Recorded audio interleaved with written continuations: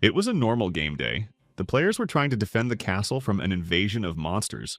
One goblin almost swept over the castle wall, but was rebuffed. A couple of knights were already waiting for the enemy and quickly dealt with him without letting him escape. The younger knight pierced the enemy with his sword and he turned to dust. The next goblin did not have to wait long. They climbed the wall in a steady stream. The mages were destroyed. A potion was needed. One knight picked up the sword of a dead goblin, said they needed to concentrate. The other knight shouted that he was the one who destroyed the goblin. The sword was his. He replied that he wasn't stealing it. He was saving it for a comrade. But then both boys were stunned. What kind of reinforcements had come to the castle walls? All who were on the castle wall ducked to the edge to watch. A crowd of angry orcs were running towards the castle gates. One of the knights sat down on the floor and said he couldn't take it anymore. They had run out of potions. He just wanted to die. Another said that there were over 500 people in their guild, but there are only 20 left. The first one asked if this was a joke. The rest of the knights started talking that they had been fighting all day, but there was no end to it. Many wanted to surrender.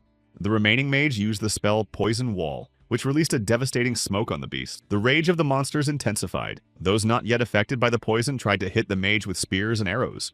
The knights realized they had to protect the wizard. The tanks were getting into a block. In the blink of an eye, the spears and arrows coming inexorably towards the mage were deflected by one warrior. A knight with 2 swords stood in front of the enemies, said, "Here he comes." He then boldly jumped from the fortress wall, activating his poison weapon and summoning the Hellhound. At first, the knights began to shout what kind of warrior. He had come to die. But then they recognized him as Ju Sung Ho. Ju Sung Ho was already heading towards the enemies on his huge dog. Boldly and with enviable ease, Ju Sung Ho attacked the huge ogre. He responded to the red troll's attack with a swing of his sword, saying, "Why don't he try it?" But let's leave our hero for a moment, and let's get to the backstory. VRS virtual reality system is the perfection of modern science. Domestic game industry is divided into before and after the development of VRS. VRS is a system that connects to the brainwaves of a person transferring consciousness into a modeled world. People can become the main characters of a fantasy world that feels brighter than life itself. And the latest 4th generation is said to have a higher performance than previous generations. With each generation comes an exclusive VRS game. 1st generation fighting game, The King of Fighters. The 2nd generation shooter game, Rainbow, 1945. The 3rd generation strategy game, StarCraft. Recently, a 4th generation exclusive game was announced. It's an RPG called Lost Sky. And that's when Korea went crazy. In fact, the whole world was in anticipation of Lost Sky. And today, even though there are a lot of people in the arcade because they're inside the machine, it's very quiet. The operator of the arcade was Ju Sung Ho. He is 23 years old, a part-time employee at Senevo PK Cafe. The director entered the room and asked how many people came. Ju Sung Ho replied that right now VRS a maximum performance. The director cheered. "Everything is as expected. Today is also the day of open beta testing." Jo Sung-ho smiled and said that his boss is very excited today. The director said he's prepared. He collected money from all the games he played for the past 3 years. Ju replied that it's his choice. The director bragged that 100,000 is how much ammunition he charged today. Jo Sung-ho asked if the director got his wife's approval, but the director got into a frenzy and couldn't hear Ju. Like an NPC, he kept repeating that he had loaded 100,000 rounds of ammunition today. Then the director looked at his watch and shouted, "My God, look at the time." He said he would leave his store to Ju Sung-ho. Jo Sung-ho agreed. He said that as an employee, he would support him as much as he could. The director said that Ju was his good luck. He said not really. He only helped him improve an item once. The principal shouted that he blessed him from 11th to 12th. What is that if not luck? Jo Sung-ho replied that the principal would be late, therefore must go to the capsule. The principal replied, "Sorry they can't play together," and went to the capsule. Ju thought clearly why he was so happy. The boss took a huge loan to renovate the cafe and replace all the VRS with 4th generation machines. This makes the cafe the only exclusive place for 4th generation VRS in the neighborhood. That's why the price is 3 times higher. Luckily, all the seats in the room were filled. Well, except for one. Kang Jae-jun entered the cafe, a 27-year-old night shift worker at Senevo PC Cafe, and asked for water. After quenching his thirst, Kang Jae-jun said he wanted to get there faster, but the bus was late. Jo Sung-ho replied that it had just started. Kang replied that he said that because he doesn't know how important the difference of 1 second is in the pro world. Jo Sung-ho realized that Kang Jae-jung was proud because he used to be a pro gamer. Ju Sung-ho only gave in to Kang Jae-jung. The latter resented how he showed respect to his elders.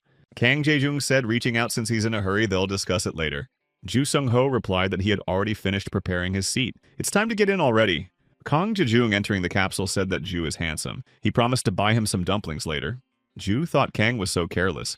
He wished him good luck. Ju Sung-ho remarked that he was so calm. Left alone, Ju Sung-ho wondered why everyone liked VRS so much. 5 years ago, while playing, Ju Sung-ho suddenly fell down. The people around him didn't realize what happened. They reported it to the administrator. The news reported that the teenager shocked everyone during the game. Medics and developers could not figure out the cause or find a cure. According to the specialists, he was in a vegetative state for some time. Due to an accident during his first experience with the second-generation VRS, Ju Sung-ho fell into a coma for a month, but his memories were clear. Even though he could not move his body, his mind and senses were sharper than before. From felt the intense pain of being trapped. After a few minutes, all the pods opened and outraged people started shouting what it was. Ju couldn't understand what was going on. He asked Kang Jae-jun what was wrong. The man explained that it was an amazing first day. When the 4 great nets were seen, this legendary, regular maintenance, temporary maintenance, extended maintenance, and emergency maintenance. The director was outraged that he couldn't even go to their website, assumed it would just be a long service. Jo Sung-ho scratched the back of his head and asked what they should do with all those people then. The director replied that Ju Sung-ho's first priority is to take care of the customers, but they wouldn't return the money no matter what. Jo Sung-ho was shocked. He had to somehow handle the situation with a cafe full of angry people. It was raining outside as Ju Sung walked home. He was going through his head of invitations to join people in the game. He didn't have an obsession with games or anything, but how hard it was to constantly refuse. Ju Sung-ho stopped looking at the banner of a new 4th-generation virtual game. He remembered the expert's words that it used to be like this because they didn't have the technology. The developers want everyone to be able to use their product. Back in his apartment, Ju Sung-ho thought everything was really good. A month ago at the Game Corporation, there was a heated argument in the director's office. An angry female coworker ran out of the office. A coworker asked her what the director said. She said the same thing, demanding increased productivity. The colleague said he understood, but it doesn't increase the salary. The woman said, what can they do? They have to do what the boss says. The colleague complained that they are already busy preparing the game for the start of the beta test. Asked if the missing data would be taken from the ceiling. He asked if the woman would talk to him again. She was on the verge of exploding. Suddenly, she opened an email about a man with hyper-immersion syndrome. That same day, the woman was at Ju Sung-ho's cafe and asked for his help just once. Ju Sung-ho was indignant about it all of a sudden. She wouldn't stop. His comrades told him to say yes, so Ju gave in. At the gaming corporation, he was brought in for an examination. The employees said it was hard to buy it all, even though it's a research department. The woman explained that the director tried hard to limit the equipment, but they got their way. Jo Sung-ho lay in the capsule under the lamps and pondered whether he could trust this woman. She said that Ju had no idea how surprised she was. It was hard to find him, as if he had vanished. Jo Sung-ho silently thought that of course he had vanished. After all, he received a summons to the military recruitment center after the hospital. The woman happily informed him that his boss had sent them a letter, and that of course it was fate. Thinking that flirting wasn't her, Jo Sung-ho dryly asked when the test would start. The woman apologized, said she got a little giddy with excitement. They can start right away. Jo Sung-ho thought that as long as she talked nonstop, he could relax. They started measuring his level. He was in the game. The team members said he was crazy to fight enemies alone, only seen in old action movies. Jo Sung-ho saw it. It's more accurate to say he felt it. His senses were not at their limit. He could feel everything happening around him, even the approaching danger, just like everything else. These strange sensations that come on when he's focused on something. It's been happening to him for a long time. The illusion that the whole world has stopped and he's the only one moving. Every time it ended with a pain in his head. He had to go to the hospital. He was diagnosed with hyper-immersion syndrome. It's a rare condition that allows him to go beyond his body's capabilities whenever he concentrates. This overload also causes Ju Sung-ho to lose consciousness. But in a virtual world where there are no limits to his body, he can have as much fun as he wants. It feels like nothing is impossible for him. But something went wrong. Ju Sung-ho felt something unusual, like a flow of energy on his hands. His teammates also noticed that he was acting strangely. In the next second, Ju Sung-ho's entire body was pierced by a sharp pain. He fell down. The teammates said to call the admins and an ambulance. Jo Sung-ho woke up to the voice of a woman in the research lab of the Game Corporation. He asked how much time had passed. The woman said about half an hour. She asked if he was okay. Jo Sung-ho sat up in the capsule despite all the wires connected to him. Asked what the results were. Looking at the papers, the woman said there was one big problem. Ju Sung-ho heard that the big problem was his reaction speed. And now walking into his apartment, Ju Sung-ho looked at the VRS capsule and said he'd pass. There will still be time for games. And he spent the next evening playing computer games without thinking about virtual games. In the morning coming to work, Ju Sung-ho saw Yongji in his desk chair. She said he was early today. It was the boss's daughter. Ju Sung-ho asked Jae-jung to come. At this time, Yongji was already heading towards the exit. Yongji didn't answer the question. She said to not distract her, or her mother will kill her. Jo Sung-ho replied that he understood her. Yongji bowed respectfully and left. Jo Sung-ho said he was so young and so cold. When did the boss have a child like that? Coming to the closed capsule, Ju Sung-ho told the boss and Jae-jung that the sun had already risen. The boss getting up from the capsule smiled, saying that this is their lucky charm here. Looking at the clock, the boss shouted that he asked Yongji to tell him when to leave. Ju replied she had already left. The boss ran out of the cafe shouting that he was leaving everything to him, and he's probably not alive. Ju Sung-ho replied, okay. Kang Jejung came out of the capsule and said that boss is definitely going to get his wife's ass kicked. Ju Sung-ho asked him how it went and how he played. Kang Jae-jung replied with a chuckle that it's a whole new world. Ju hasn't tried it at all. It's really cool. Time flies before you know it. Ju Sung-ho replied that he was just very tired yesterday. Kang Jae-jung asked him not to say that Ju was jet-setting. He replied he wasn't chickening out, he was just tired. Kang Jae-jung said if Ju Sung-ho starts playing, he wants to give some advice. Kang Jae-jung said that when the game first came out, the servers were overloaded with players, so everything was lagging. Jo Sung-ho replied that he saw players complaining. Kang Jae-jung said that's why he did the test. Kang Jae-jung said that there are NPCs in the game that you can fight with. You have to sag it on yourself and let it destroy you. Ju Sung-ho didn't understand the point of this. He asked Kang Jae-jung why he should be killed. He asked him not to interrupt. He went on to say that the NPC to choose is the one next to the first quest. Then the player will be revived next to the quest and can complete it quickly. Jo Sung-ho replied as expected his small tricks are commendable. Kang Jae-jung replied that he's a dolben. How can you call it small tricks? It's experience. Ju Sung-ho replied that of course it's experience. Kang Jae-jung said Ju Sung-ho probably realized he's telling him this because he wants to play with him. Kang Jae-jung said that Ju Sung-ho would owe him. He thought he knew it. Kang Jae-jung warned him to be careful with the stat boosting. The sharpness of this generation is not comparable to the third generation. Pumping up the reaction to a high level makes the player a magemba. Ju Sung-ho remembered in the research lab the woman said that the equipment can measure reaction speed up to 600 units. But his stats are much higher than that. Ju Sung-ho didn't understand how. It was explained to him that the reaction rate is the rate of information exchange between the brain and the game system. The higher the value, the more confident a person feels in the game. A normal player has 200 and 300. A pro player is up to 400. Ju Sung-ho asked why he was fainting then. The woman replied that the second generation VRS couldn't handle his reaction level. There was too much information coming into his brain and that's why he was passing out. Ju Sung-ho understood. He asked what about now? The woman replied it was now that the system could handle it. Jo Sung-ho needs to wear the RTP regulator. Only use the VRS they made especially for him. It was the one he had at home. As he lay down in the capsule, Ji Sung-ho sighed. He said he would try to trust the researchers and play. His game began. When Ji Sung-ho entered the game space, he realized that it was a new Lost Sky game. Jo Sung-ho was lying in a capsule. He didn't really like to change anything in the default settings, so he left the character's name in settings. After looking at the ranking table, Ju Sung-ho was faced with the fact that the game was filled all the way up to the 8th server. Since there wasn't much of a choice, he decided to play on the server with the boss and Kang Jae-jung. After choosing a server, a huge gate appeared in front of him. Ju Sung-ho could start. When he opened the gate, saw a message that Brainwave checked Ju Sung-ho. Male name Ju-ho level 0. Taking a step forward, Ju Sung-ho felt as if he had fallen into the game space of Lost Sky. Everything was so realistic. There were tall green trees all around him. In the distance stood a castle. Ju-ho said he wasn't really familiar with the third generation, but the second generation wasn't even close to it.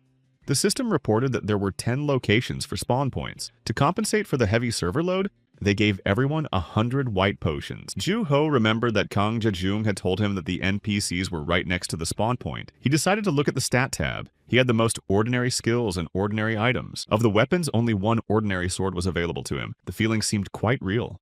The system posted another message that the northern forest was a fox hunting area. Ju-ho realized that his first quest was to hunt foxes. He wandered through the forest. He walked slowly looking through the bushes, thinking there must be foxes here. A fox jumped out of one bush. Ju-ho was so lucky he found one fox at once, but his joy was short-lived. It turned out to be chased by 2 players. The swordswoman shouted to her companion to be sharper or they would lose the fox. The guy with the bow shouted that he would try to shoot it, but that was not the limit. In a moment, 6 players ran out of the forest to the fox. They surrounded the beast. The man with white hair told them not to screw up this time. Several swordsmen went to attack the fox. Under the sword of the man with white hair, it turned to dust. Only now did the man notice Ju-ho watching. He noted what a terrifying look this stranger had. The stranger asked Ju-ho if he was hunting alone. He said he needed a team. It's hard to hunt alone. The man immediately apologized, saying they didn't need anyone else on their team. The others giggled. The man with white hair commanded his companions and they moved on. Ju-ho looked at the man and wondered why he was talking as if they already knew each other. What a jackass. After wandering around the forest for a while, Ju-ho realized that each team had chosen their own hunting area, and they only hunted there. Ju-ho pondered the words that he needed a team to hunt. It's too hard to hunt alone. He didn't like the guy, but he was right. Ju-ho thought of nothing better than to send a message to everyone that he had a great place to hunt foxes. But there was no response. He started to think he'd done something wrong, but then he got an invitation to join Ju-ho's party. He was glad he got one message. But after a moment, the messages poured in one after another. He was confused. It turned out that there were many players in this game who were looking for a team. As he gathered himself a little, he saw one envelope with a message. Someone wrote that it was nice to meet you, and asked if Ju-ho would like to join them. Ju-ho clicked on the letter, and a ranking table opened up with his name on the 8th line. Soon he met his team. The captain informed him that the foxes were very fast. He just needed to be here, and pointed out the location. He was given a briefing. If he saw a fox, he had to stop it. Don't let it get away. Ju-ho seemed to understand. The boys went to their places. He looked around. One girl caught Ju-ho's attention. She customized her character's appearance quite nicely. Then the team captain yelled that they're in a sleeper hold. Everyone concentrate. A fox appeared in the middle of the clearing. As soon as it appeared, the fox started to run away. Ju-ho thought that when you see them up close, you realize they're really fast. One player ran to the right of the fox and said he would lead it here. Another shouted that he would block one flank. The commander yelled to narrow the circle. Ju-ho stood confused. He was just beginning to understand how they were catching foxes. When the circle narrowed, the players began to take turns attacking the fox until it turned into a boot and gold coins. The team was pleased. Everyone said it was excellent. The captain said that everyone had done a good job. He ordered everyone to return to their positions and get ready. Ju-ho was beginning to realize what was going on here. Ju-ho approached the nice girl, asked if fox hunting was really that good. The quest was finished, but the people wouldn't leave. The girl laughed, replied that after the fox hunt will begin the quest wolf hunt. If a player is hit by a wolf, he will lose a lot of XP. So people stay to hunt foxes to get items and experience. Seeing Ju-ho's surprised face, the girl said that of course she does it too. Ju-ho thought for a moment. From foxes to wolves, the gap was too big. The team captain shouted that the fox was sleeping again. Ju-ho and his companion saw the fox running straight at them. The girl swung her sword but missed the fox. The captain and the others ran after it and shouted that it had to be stopped quickly. The distraught girl stood still, saying sorry. Ju-ho was already running after the others, replying no big deal.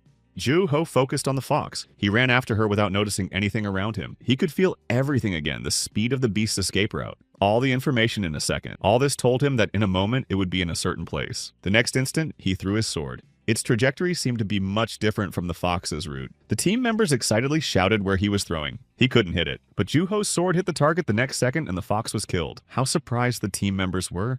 The newcomer had defeated a fox with a single blow that could not be defeated with several attacks. Ju-ho himself was a bit confused that his calculations had worked correctly. When the fox vaporized, gloves and coins appeared in its place.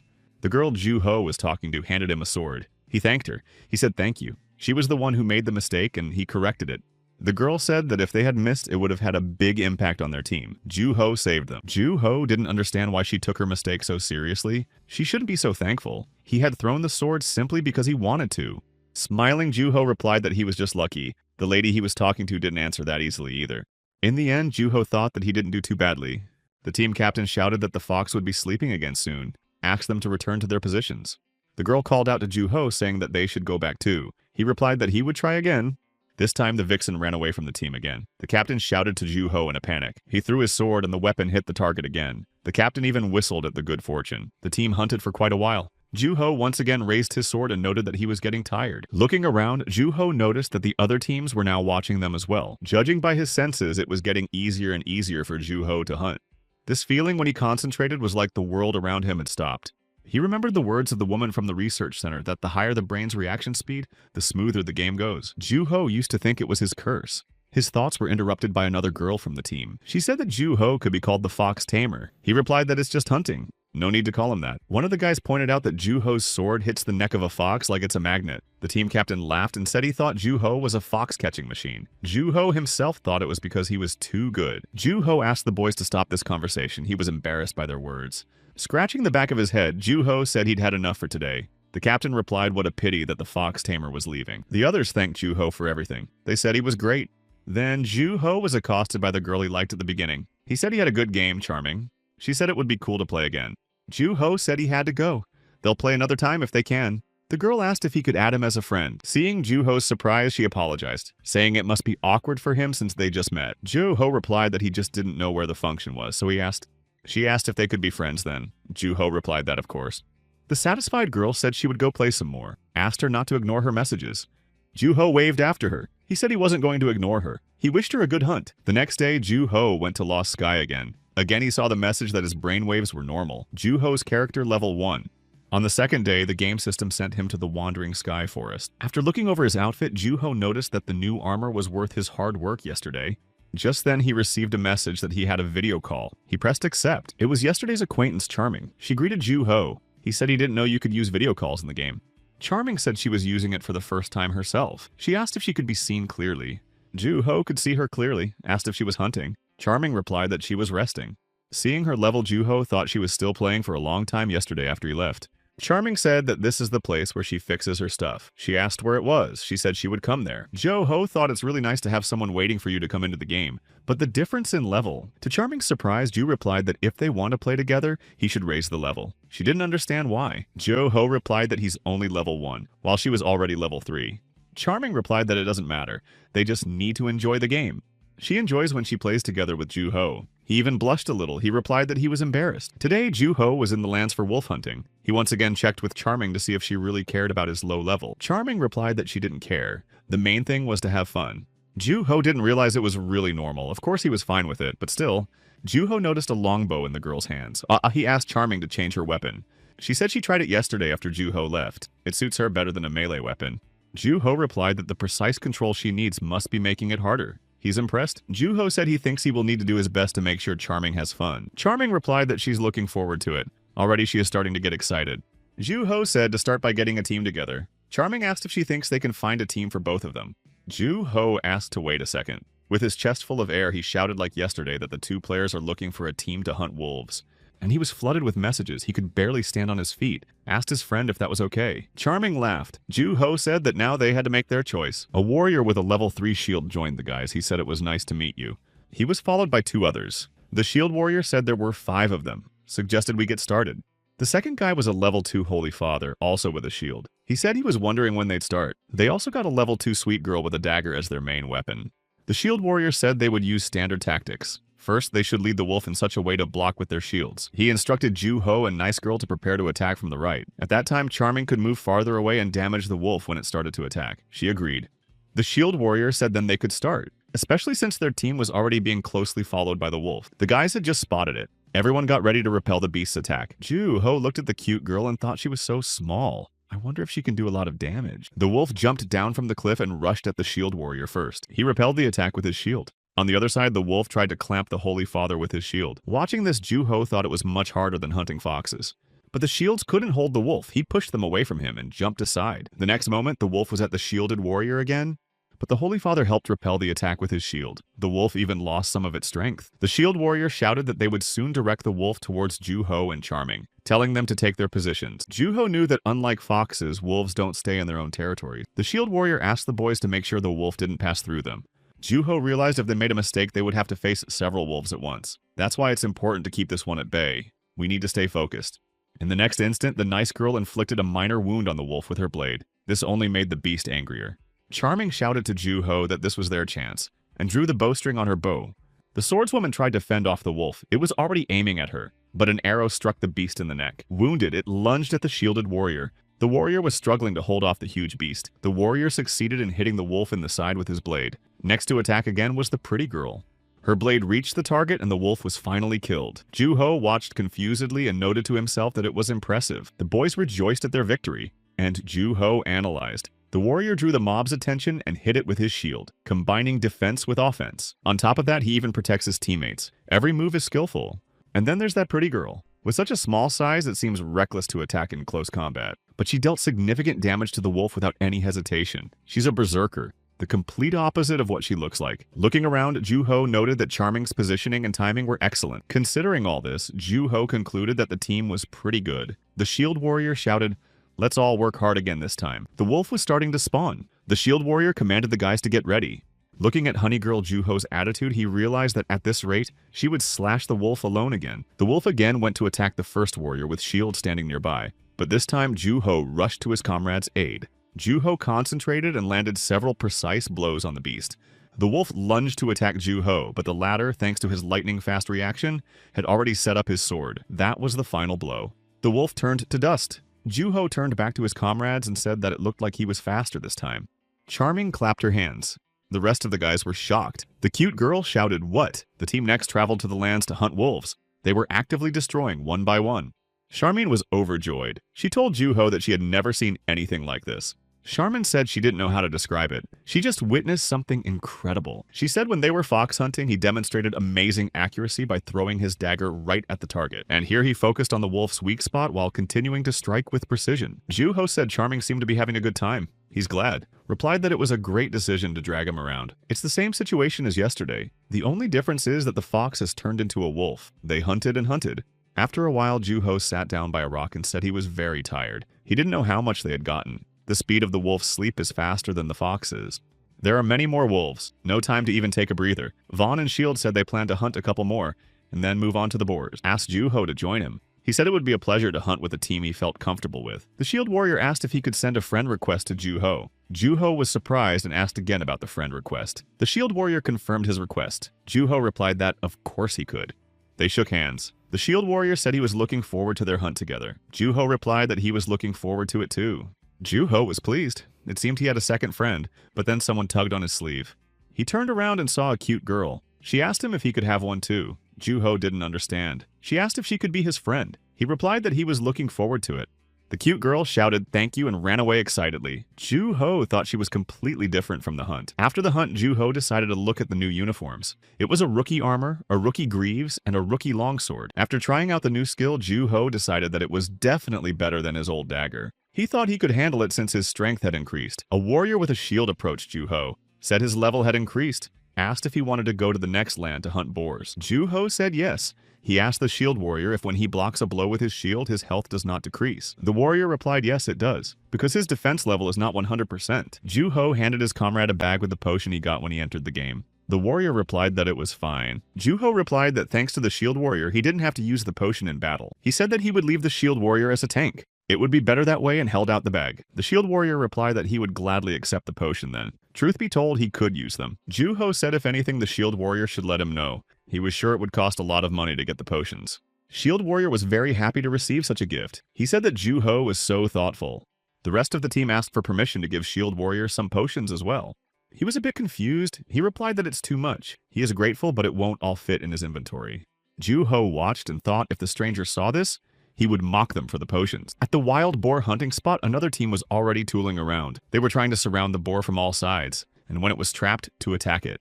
But the beast, seeing the hopelessness of the situation, attacked the hunters. They ran away trying to split up. Juho's team watched from the sidelines. The shield warrior said that such a speed would be hard to block with his shield. Based on Juho's observation after running, the boar stops for a while. It looks like the run-up skill. Juho planned that if the guys blocked the run-up, then he could attack the boar at the right moment. Juho asked shield warrior what if they tried it. He asked if his plan would work. Juho replied that if it doesn't work, then they will have to do what the other team does run. Charming said if they give the potion to the shield warrior, she thinks it will work. The shield warrior smiled and replied that it would work. The team went to implement Juho's plan. The shield warrior went first and started to lure the boar towards him. The boar turned to the warrior. He continued to bait it, but then the boar became furious and rushed at the warrior with all his might. To hold the shield during the onslaught of the beast, Juho and the Holy Father joined the warrior. In the morning, Ju Sung-ho went to work. There he met Youngji. He wished her good morning. She asked him in surprise if it was good morning. He asked what happened to Youngji. She said that it seems like something happened to him, not to her. Jo Sung-ho didn't understand why she said that. He asked her what was wrong with him. He was sleep-deprived. Black circles under his eyes and his cheeks tightened. While getting dressed, Youngji asked Ju Sung-ho if he had a drink last night. He said he hadn't. Youngji said he had bags under his eyes. Maybe he watched adult movies all night. Ju choked on a sip of water. Ju Sung-ho started to resent her assumptions, but she said she was leaving and wished him good luck on his shift. Ju Sung-ho grumbled that the little rascal said whatever she wanted. Jo Sung-ho sat down in his chair. He sighed. He felt like a zombie. He wondered if he should not go overboard with the game. But last night really had been an amazing night. He covered his eyes and smiled. Ju Sung-ho remembered how the three of them had held back the shield yesterday while the boar attacked him. How the shield warrior's health points in the ranking table had been dropping ungodly. But suddenly the beast froze, as if it was replenishing its strength. Juho realized this was the moment. Everyone jumped out of the shield and started attacking the boar with glee. In a moment, the boar was defeated. As a reward for defeating the boar, the team received a helmet and gold coins. All the team members were ecstatic. They shouted that they seemed to have hit the jackpot. The Holy Father offered to play all night. Charming replied if they were careless, they could get a report for cheating. The Holy Father said that if it wasn't a bug, then what could be the problem? The shield warrior thought about it and suggested to take advantage while they can. Juho was silent but worried if everything would be okay. The pretty girl said she thought it was okay too. Father said Honey Girl approves. What about Juho himself? He smiled and said it would be good to hunt boars all night. The whole team cheered. Ju-ho thought after all they should make the most of this opportunity. And so they hunted boars all night long, and now Ju Sung-ho felt devastated. Ju Sung-ho only now noticed that he couldn't see their regular gamers. He thought something was wrong and went to check the pods in the hall.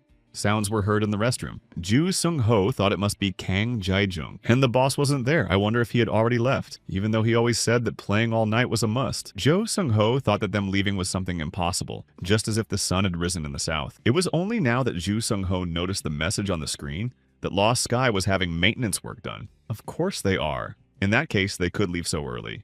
That internet cafe's door opened and Kang Jae-jung's girlfriend Yoon So-yoon appeared on the doorstep furious. She shouted where that creep was. Ju Sung-ho just started to ask what she was here for. Yoon heard sounds from the bathroom and rushed over. Ju said he didn't say a word. Hearing the scuffle and shouting, Ju Sung-ho said it was messy. He'd better go clean up outside.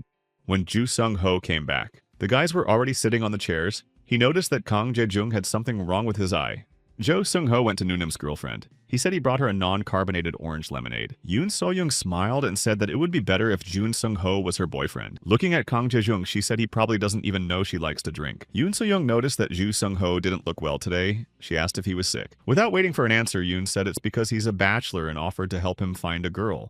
Jo Sung-ho replied with both hands that it's better not to. He explained that he was just playing all night.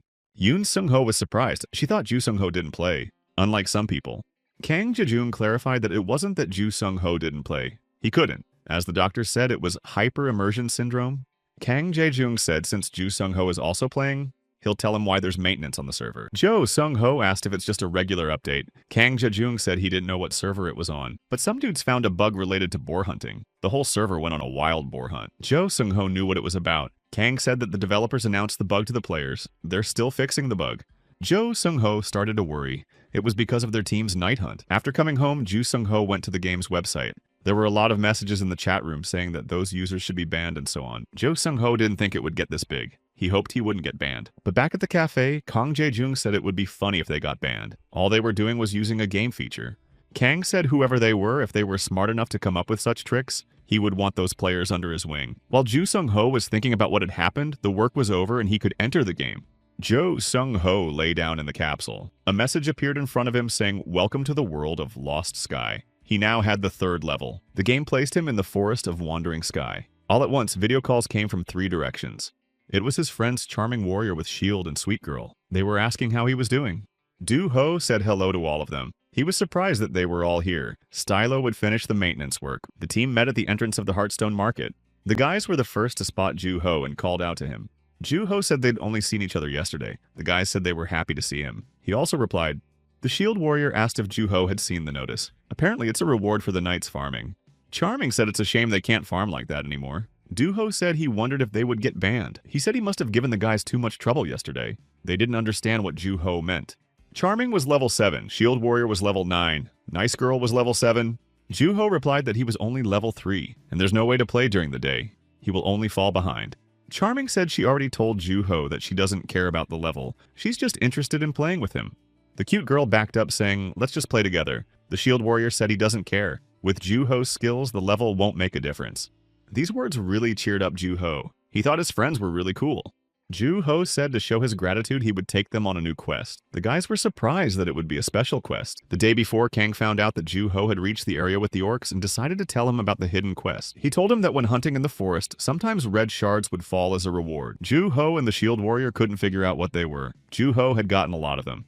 Kang Jae-jung explained that he had to take all the shards to the NPC mage to turn them into one big crystal. With this crystal, go to the southern part of the forest. A passage will open up there. Ju-ho asked excitedly what would be there, but Kang Jae-jung laughed and replied that it would be a surprise. But you need to take some good players with you. Following Kang Jae-jung's advice, Ju-ho turned all the red crystals into one big one and led his comrades to the southern part of the forest. The shield warrior said that it was quite creepy here. The cute girl questioningly interjected Ju-ho said there was something here. Ju-ho stopped the boys, said they seemed to be in the right place, and took out his crystal. The red crystal began to crumble into dust particles, of which showed the path to the pentagram in which sat the elf. Charmin asked Ju-ho if it was the boss. He thought what kind of boss. He hoped there would be treasure here. The shield warrior was excited. He said it was a unique boss. He wasn't sure, so he googled its attacks. Asked how Ju-ho even knew about the quest. Ju-ho replied he thought the shield warrior knew about the quest. Explained that a friend told him about this place. Shield warrior said they haven't been spotted yet. Maybe they'll come up with a plan in the meantime. Juho thought he'd use the stuff he'd gotten from the boars. These are 2 long swords. The girls were stunned to see what tools Juho had at his disposal. The shield warrior asked how Juho planned to defend himself. In response to this question, Juho demonstrated how he crossed his swords. He said that he just thought he would try it out. The shield warrior hesitantly asked Juho if he was sure he should do that during a boss battle. Juho confidently said, "Let's get started," and the boys advanced on the boss. The warrior with the shield went again as a tank. An elven girl got up when she saw them and started screaming. The shield warrior thought how small she was. And then plant roots started coming out of the ground at the elven girl's call. The boss's name is Thrain. Seeing all this, the shield warrior shouted to the team to get ready. He said he would attack from the front. Juho and Sweet Girl will take her back. And Charmin could attack from any side except for the shield. Taking a few steps closer, the shield warrior felt a strong pressure. This is really a boss despite her size. Juho asked the shield warrior to be careful. The first strike of the root wasn't very strong. Juho realized that she was weaker than he thought. Watching the shield warrior, Juho realized that he was reducing the impact of the attack by reflecting it with his shield. His mastery of the shield was incredible. Juho realized that he had to hurry up and strike his opponent. Juho tried to approach her from the other side, but he realized there was no blind side to her attacks. One of the roots hit him. The shield warrior noticed the ranking plate and shouted that Juho was hit. Then the Nace Girl went into an open confrontation with Trine. Charmin, watching the fight, realized that while Sweet Girl had Trine's attention, she could fire her bow. The arrow hit the boss's arm. The shield warrior shouted for the team to retreat. He said they don't know when Trine's attack type changes. They need to be careful. They decided to try again. The warrior with the shield went to attack first to repel the roots. This time, Juho managed to break through the roots and get close to Trine. Just then, the nice girl was right next to him. Juho shouted to her that good job, but the boss started attacking the guys with roots. The team backed off again. Already a bit accustomed to the behavior of Trine Warrior with a shield, offered to go on the attack again. But Charmin stopped the group. She noticed that the atmosphere had changed. Thrain lifted herself off the ground. A glow appeared around her, and the roots stood up like stakes around the boss. The roots turned into columns of smoke. They cracked the ground in all directions. The shield warrior guessed that the boss had launched an area attack. He told Charming to keep firing every time Trine stopped. It was necessary to shoot because she would take a hit while she was using the area attack. Juho realized that they couldn't let her hit when they didn't even know the amount of her health. After gathering his thoughts a bit, Juho said he didn't want to give up without a fight and went on the attack. The shield warrior shouted for him to stop, but Juho couldn't hear anyone anymore. He thought that when he concentrated, nothing was impossible for him. He easily dealt with all the roots that came in his way, thinking it was done somehow. He didn't understand the reason why he felt the impulse to run wild and test his abilities.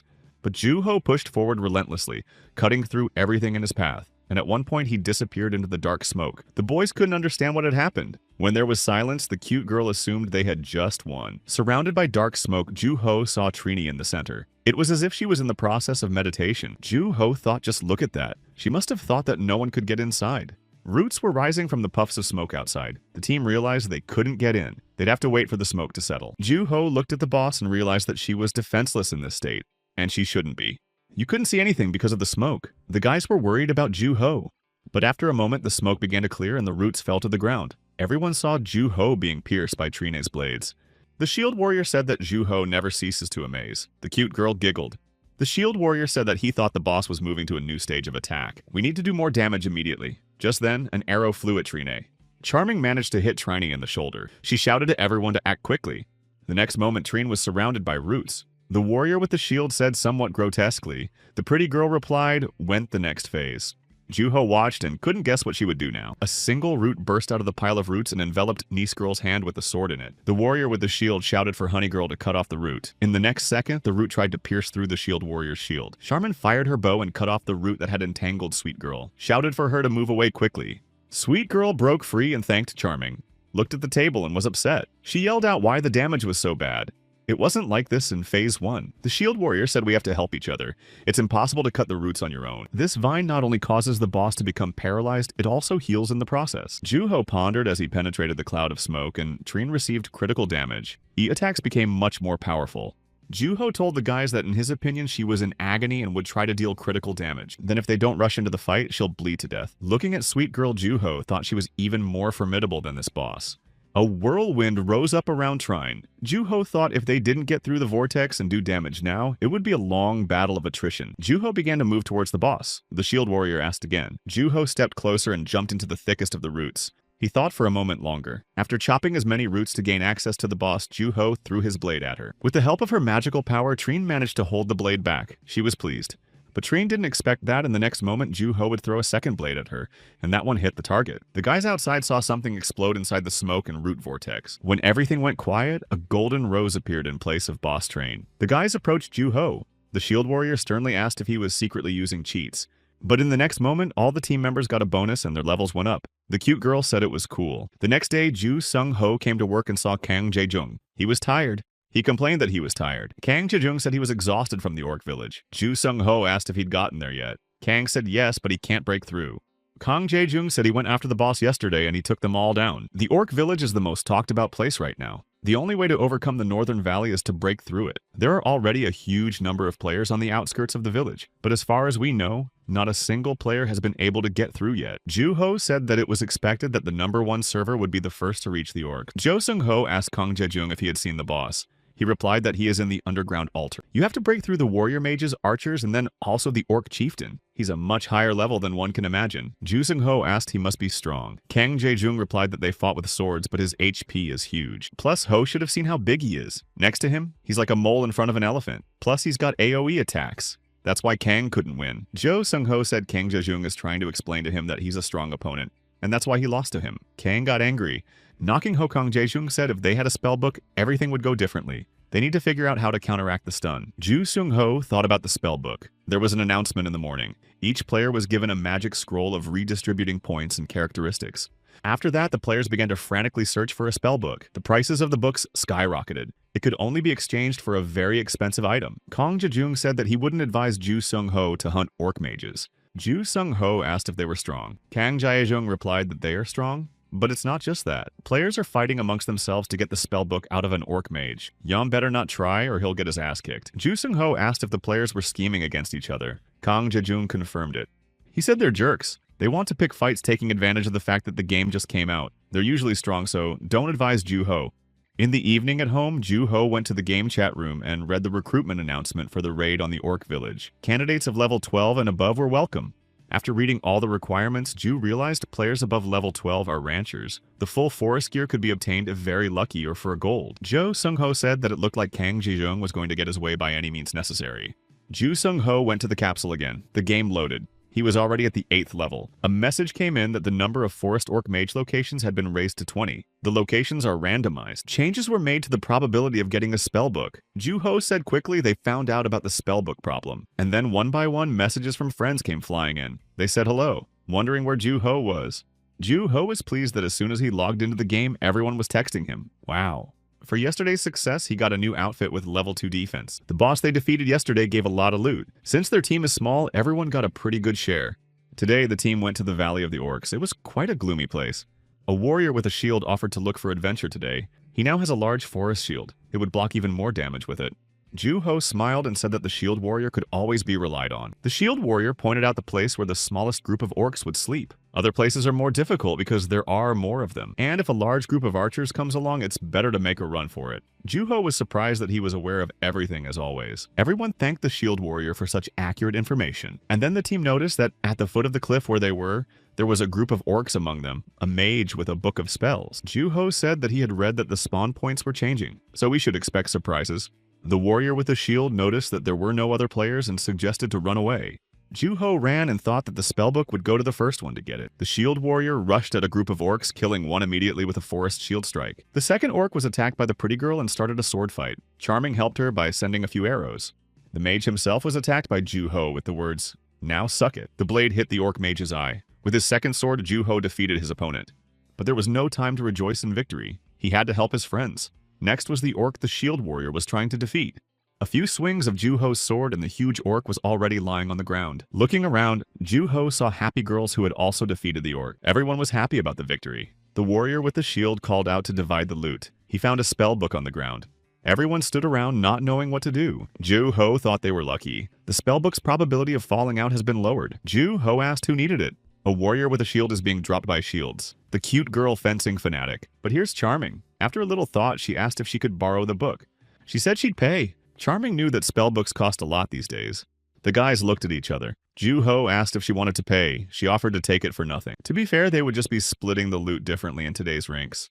The other guys also spoke up to just give the book to Charming. She thanked everyone. Charming reallocated the characteristic points in favor of magic and intelligence. Now she's going to try to use the Book of Knowledge. But then something extraordinary happened. The book rose into the air and turned into a beam of light and entered Charming's chest. Now she could control the magical pentacle with one finger. To the surprise of her comrades, she was able to release the magic arrow. Juho noted that she had a keen eye. Not everyone could hit the target so accurately with magic the first time. The cast was lightning fast. He thought that they could repel enemy casts if Charming learned. Another arrow. The shield warrior said it was the same spell but this time stronger. Charming replied that she charged the cast this time. The pretty girl asked how. Charming explained that if you hold the cast longer, its power speed and dispersion increases a lot. The longer, the less mana it costs. She said she would try it on mobs to get used to the long charge. Juho thought he'd never seen Charming so talkative. The spellbook came in handy. The girls chirped like sisters. Charming said she needed to test the length of the cast on her opponent. Juho suggested we keep rolling. The team moved on to find adventure. The shield warrior said he wished they had another mage, but so far only warriors had sprung up. Juho said they were lucky to find one. It looked like an orc mage would be harder to find than a needle in a haystack. But Sweet Girl pointed at the mage. Everyone looked in the direction Sweet Girl had pointed. Jackpot, it was indeed a mage. The warrior with the shield ran to call his team to attack, but another team appeared from behind the rock. Juho even bumped into one of the guys. I wondered where he was drilling to. Juho asked the obviously negative team what they wanted. The guy replied that they had spotted the mage first, so he was theirs. Juho thought they would attack them right away, but these ones seemed determined to talk. He asked how they would prove that they first spotted the mage. The enemy replied so far only a polite hint. They had better take the hint before they went from words to action. Juho realized he was in the mood for a fight. Juho asked what if they didn't take the hint. He thought that if the opponents came to their aid, their team would be in trouble. The opponent said that in that case, they'd minus them now, and drew his sword. Juho prepared his 2 swords and asked if they'd minus them. He offered to try. The enemy was a bit miffed to see such a weapon. His henchmen began to resent who he's pissing on. He really wants to do some PvP. The captain of the opposing team ordered them to take them down, but Juho easily took out the attackers one by one. The 2 guys who tried to attack Juho were lying on the ground moaning that they couldn't get up. Juho himself was surprised at what had happened, so it was possible to hurt an opponent even during PvP. One of the guys got up and said that Juho would pay for it. In response to this behavior, Juho said that it should be over. He went on the attack and finally defeated the enemies. There were only 2 of the enemy group left. The shield warrior was already fighting the team captain, but then a magic arrow flew into the enemy. Charming managed to hit him with a single shot. Charming was very happy about her new skills. The guys were happy for her too. The last of the enemy team was the archer. He was already being attacked by the nice girl. But the archer was not so simple. With one shot, he aimed several arrows at Sweet Girl.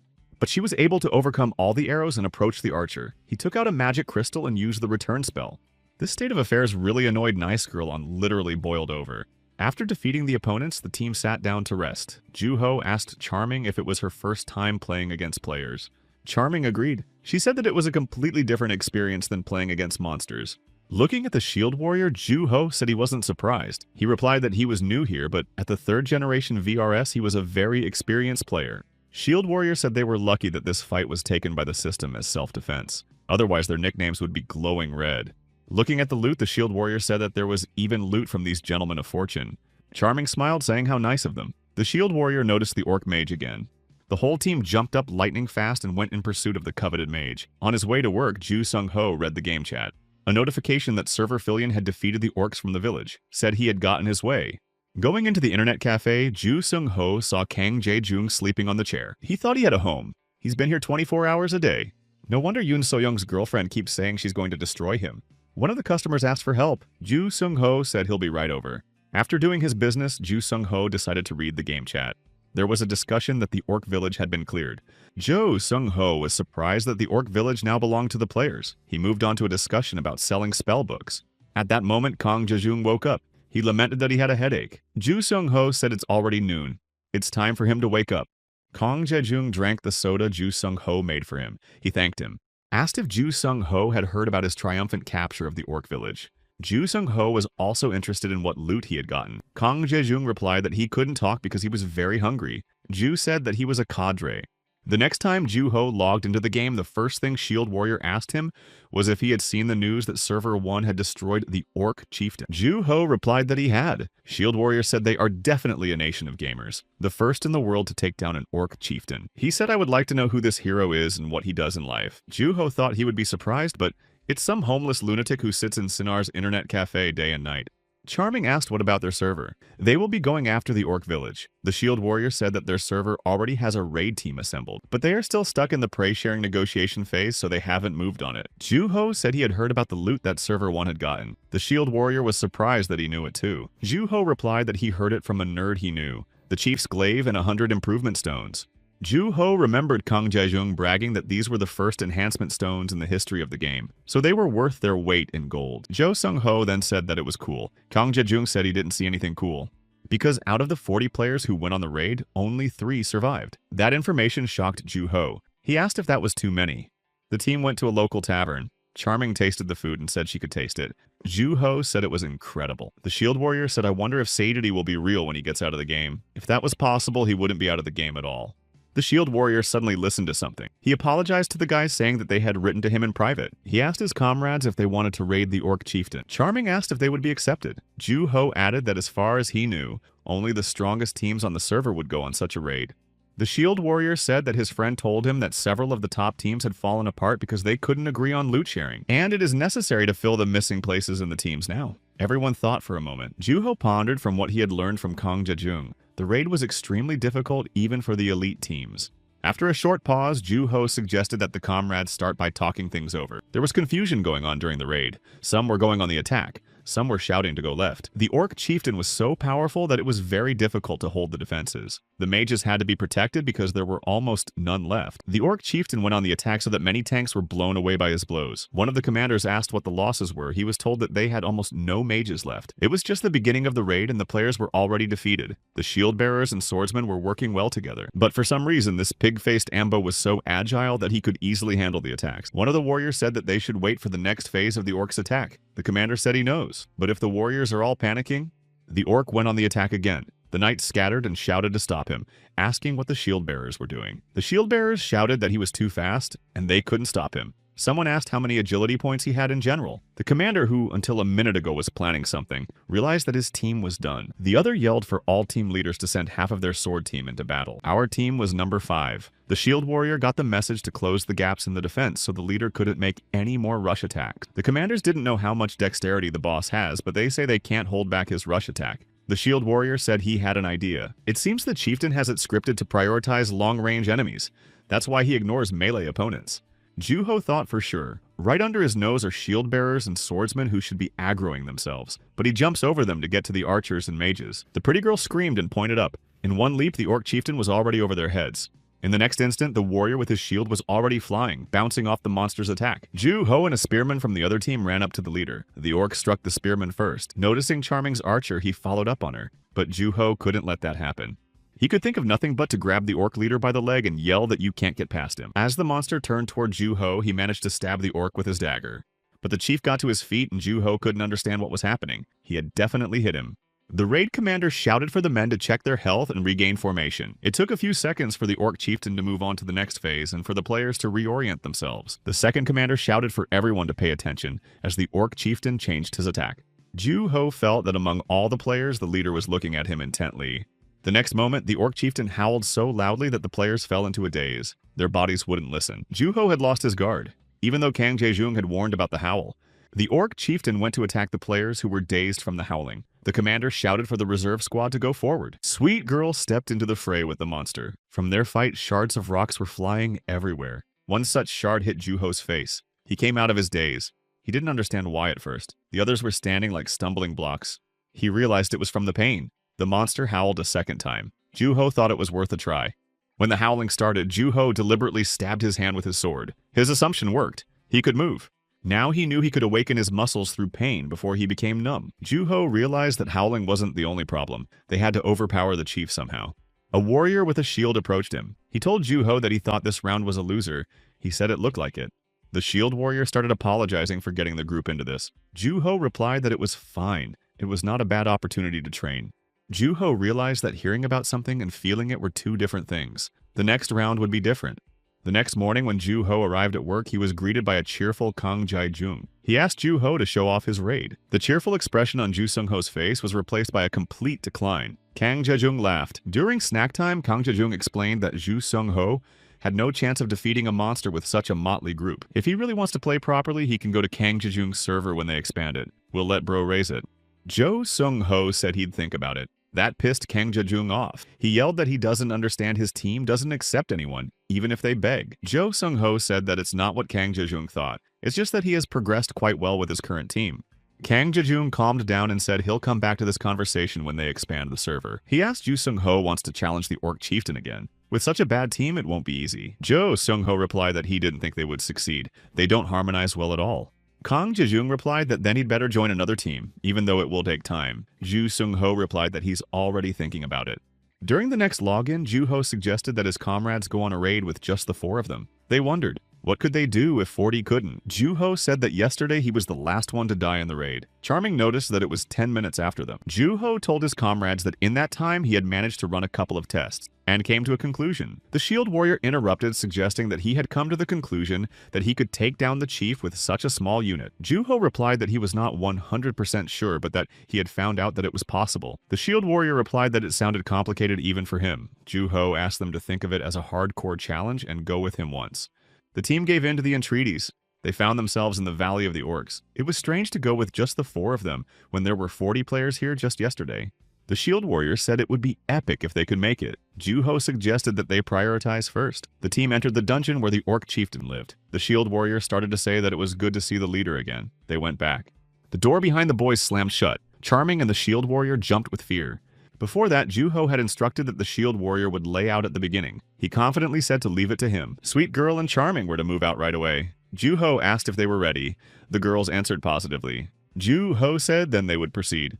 And now they were standing in front of the huge Orc Chieftain. The Orc shouted how dare they trespass on his altar. They would pay for it with their lives. The warrior with the shield noticed the stare of the Orc Chieftain, said Joo-ho and the girls could move out. To keep the monster's attention, the shield warrior began shouting for him to come and fight him. As the Orc went at shield warrior, Joo-ho and Sweet Girl were behind the monster's back in a flash. Joo-ho commanded the girls to jump. He set Sweet Girl down, and in a second she was on top of the altar. On cue, Charming came running up. Joo-ho planted her. Charming found herself also on top of the altar. The pretty girl shouted to the shield warrior that they were up there, but he replied that he was stuck up there. To help his comrade free himself, Joo-ho threw his sword at the Orc Chieftain. The monster turned to repel the attack. Meanwhile, the shield warrior escaped. And now there were 3 players on the altar, only Joo-ho remained at the bottom. The shield warrior, after catching his breath, said it was terrible. He didn't think he'd ever do such a thing. The Orc Chieftain saw that only Joo-ho was left in front of him. He started running at him. He said it was time to have some fun. The Orc attacked. Joo-ho dodged the blow. He noted that the chief definitely has a high attack speed. Look at him, but his movements are primitive. No matter how many times the Orc Chieftain tried to hit Joo-ho, he always dodged thanks to his instincts. After a while, Joo-ho shouted if all the boys were ready, told them to attack as soon as the chieftain was in their range. Charming was the first to fire, sending a magic arrow at the enemy. She was immediately supported by Shield Warrior and Sweet Girl with regular arrows. After such a friendly attack, the guys froze motionless. They were afraid that the orc would notice them on the altar. Joo-ho shouted to the monster to look at him. He thought to himself, please turn out to be a really stupid retard. And his plan actually worked. The orc attacked him. Joo-ho shouted his thanks for being dumb as a rock. Joo-ho continued to wear down the Orc Chieftain, dodging his swift but incongruous blows. At opportune moments, he would back off a bit, giving the archer boys a chance to hit the monster with arrows. He gave a great shout, told him to keep slicing the enemy in a similar fashion. After another attack like that, Joo-ho saw only puffs of dust in front of him. He didn't realize where he had gone. But the orc changed his strategy and came from the back. It was a mega strong blow in which the orc leader put his power. But Joo-ho dodged the attack this time too. He shouted that he couldn't do it. He was too confident. Following his fist strike, the orc decided to strike with his staff. Joo-ho realized he was about to take damage. He had no choice but to cross his 2 swords to defend himself. And then the unbelievable happened. He was able to deflect the orc's powerful blow. The guy still sitting on the rock, who could not see much in the dust, shouted asking Joo-ho if he was alright. He replied that he was almost out of it with a single blow. He himself took out a potion thought, considering that the orc only drove him crazy, spent half of his HP. But to top it all off, Joo-ho began to feel a tingling sensation in his palms. He wondered with horror if it was possible. He remembered the words of the female researcher, that even with the RTP restriction, staying in the system for long periods of time, or too much concentration would cause Joo-ho to have the same problem as before. Looking at the furious orc, Joo-ho thought how bad it was. Why did it have to happen now and not at another time? The monster had begun its transformation period to its base state. Joo-ho ordered himself to dive headfirst into the game. Once again, he made a small scratch on his arm with his sword. After a moment, the orc chieftain entered the howling stage. The guys were asking for Mr. Ju-Ho to swat him. In the scattering dust, the monster discerned Ju-Ho's silhouette. The man said thanks for the orc cheering him up. He thought he was about to fall asleep. The monster started howling again with fierce intensity. Ju-Ho did his trick again. Said it might be a game, but getting hurt feels lousy. The orc leader shouted that he was done for, and began to pick up speed to attack. Now the monster was using his staff instead of his fists. Before it could hit Ju-Ho, the guys fired. When the orc became wounded for a second, Ju-Ho also managed to catch him with his sword. Ju-Ho mentally adjusted himself to focus to avoid most of the blows. He realized that no matter how focused he was, but if he dragged this out for too long, it wouldn't be good. Not to mention that Ju-Ho would soon run out of elixirs. Despite his wounds, the chief seemed invulnerable. Ju-Ho wondered what he ate to make him so strong. Ju-Ho warned the boys that he would soon run out of potions. Charming asked if they should help him. Ju-Ho said instead of going down and putting themselves in danger, the boys should hit one spot on his signal. He said he wouldn't stop attacking now either. He used both of his swords. He said he would try to do more damage. Charming asked if it was too dangerous. Ju-Ho said that if they failed on the next attempt, they would have to retreat. Ju-Ho concentrated. Figured now it was either orc or him. Then let's do it. The monster sucked in a breath of air. Ju-Ho realized it was going to howl. He went on the attack shouting, thinking he'd let him do as he pleased. In Ju-Ho's mind, it was all or nothing. He deftly jumped over the monster and went to attack from the back. The orc turned and a fist flew at Ju-Ho, but he dodged the attack. He himself immediately struck back. And so the fight continued. At one point, Ju-Ho saw that the chief's staff was aimed at him. He was able to retaliate with his sword. And an incredible thing happened. Ju-Ho was able to knock the staff out of his hands. In the next moment, Ju-Ho dodged and managed to wound the monster. The monster sat down on one leg. He shouted to the guys now, and the archers on command hit one point with their arrows. And immediately Ju-Ho went on the attack with his two swords, shouting for the enemy to die already. Ju-Ho struck the decisive blow. Finally, this hard, grueling battle was over. The orc chieftain was reduced to ashes. He left his sword stuck in the ground. He fell on his back and said happily, "It's finally over." The boys ran to him cheering his victory. Meanwhile, on the same server, a white bone raid was underway. The cocky commander was yelling at his warriors about what they were doing, why they weren't taking damage. He was pushing forward a squad of shields to protect the mages and archers. Whitebone himself was already exhausted and terribly angry, screaming that this was a shitty game. Then there was Gonk Gook's raid. He ordered the reserve squad to move in to help the main body. He ordered the shield men to surround the chief. The mages were to fire on the chieftain to kill him. The two commanders were confident that they would soon be able to put the orc down. They had already spent a lot of ahri. They had to finish the job. And then all the players saw a bright glow. This had never happened before. Then everyone looked at the orc leader. He began to turn to ash. At first, the Gonk Gook raid leaders didn't realize what was happening. But then when the orc completely disappeared, they realized they were probably too late. Apparently, someone had completed the raid on this server first. The Whitebone raid commander, realizing what had happened, started hitting the stone of the altar out of anger, and stuck his sword in it. At this time, Ju-Ho was just lying on the ground, happy that the sky was yellow. His comrades ran to him. The team gathered together. Everyone cheered and shouted that they had made it. The warrior with the shield gave his hand to Ju-Ho, saying he couldn't believe they had done something so epic. Ju-Ho stood up leaning on his comrade's arm, said his legs were shaking. Charming was almost squealing with happiness. She said it felt like a dream. The four of them had really done it. The shield warrior turned on the videotape and invited Ju-Ho to share how he was feeling. He recorded the entire incredible performance. He'll save it as an edited video. The guys can tell him if they need to. Charming couldn't stop chirping. She thought her heart would stop while she watched Ju-Ho from above. Ju-Ho shared impressions that felt like he was about to collide with the leader. When the emotions subsided, the shield warrior said they only had to collect the reward for the victory. Ju-Ho said go ahead. There was a lot of gold, a book of box books, and the staff of the orc chieftain waiting for them. The shield warrior took the staff in his hands and said, "This is the famous orc chieftain's glaive." Charming said that there were so many books with spells she had never heard of before.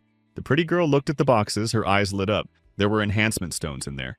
Ju-Ho just looked at the treasures and said so many of them. The warrior with the shield laughed that it was possible to divide the loot of 40 people into 4. Ju-Ho looked at the guys and couldn't believe that the 4 of them had actually managed it.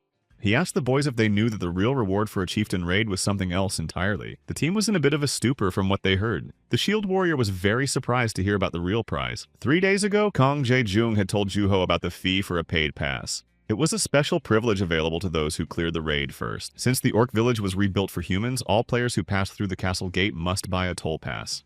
The 10% received from the toll pass would be shared with those who cleared the orc chieftain's raid. Ju-Ho asked how much the pass cost per person. Kong Jae-jung replied 1,000. Ju-Ho shared the information with his team members. noting that at least that's what he was told. The guys were amazed to hear that. The cute girl asked how much it was. The shield warrior calculated that if 100,000 people paid 1,000 each, that's millions. 10% of that is 10 million. If there were 40 of them in the raid, that's 250,000 per person. But there's 4 of them, and that's 2.5 million. Charming said that right now the going rate for 1,000 ahre is $10.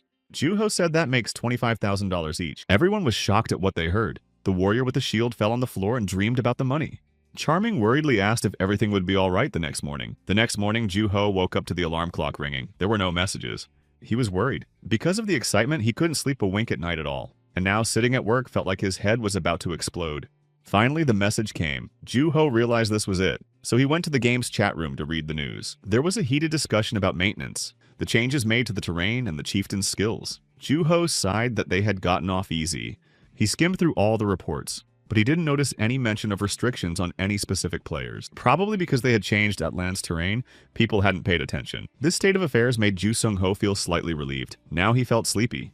But then he heard shouting and swearing about the notes for the latest patch. Kang Jejung came into the internet cafe yelling that after all the pain he went through to defeat the orc, they just nerfed him. Kang Jejung swore for a while longer that the quality of the leader had been lowered. Logging into the game in the evening, Juho noted the change. So the orc village had been made a refugee village after all. Suddenly, Juho received a private message from the administration team. At the same time, a video call rang out. A warrior with a shield asked Mr. Juho if he was checking his inbox. Juho showed that he had a message from the administration team. The shield warrior shouted that it was amazing. Charming asked if they recognized the hunt as valid without penalty.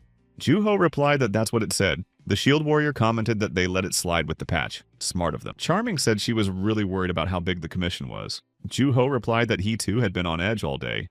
The shield warrior, rubbing his hands together, said that it was time for them to split the awards then. Charming looked at the books and asked if she could have this. Juho replied that she was the only one of them who knew how to use it. A satisfied Charming said now he is even more indebted to them. Juho said that there is no need to think of it as a debt. The warrior supported him. Taking the orc chieftain's spear in his hand, Juho asked the team what they would do with the spear. The warrior with the shield took it in his hands. He said it was heavy. It's designed for 2 hands. Doesn't think he can use it as well as the shield. Charming said she didn't think she'd look cool with that spear. Juho replied it would really look haha. Looking at the spear, Juho said it has very good characteristics, which is quite tempting. He handed the spear to the cute girl. Said she could take it. It's more comfortable than a 2-handed sword. Sweet girl looked at the artifact with a serious look. Juho said that if she didn't like it, she could just sell it. But in the end, Sweet girl took the spear in her hands and said she would try it. Juho said go ahead. The shield warrior said the spear looks perfect in her hands. Charming seconded, saying that it looks good on Sweet girl. Juho, rubbing his hands, asked why they don't share the improvement stones. After a while, the refugee village was disturbed by strange screams.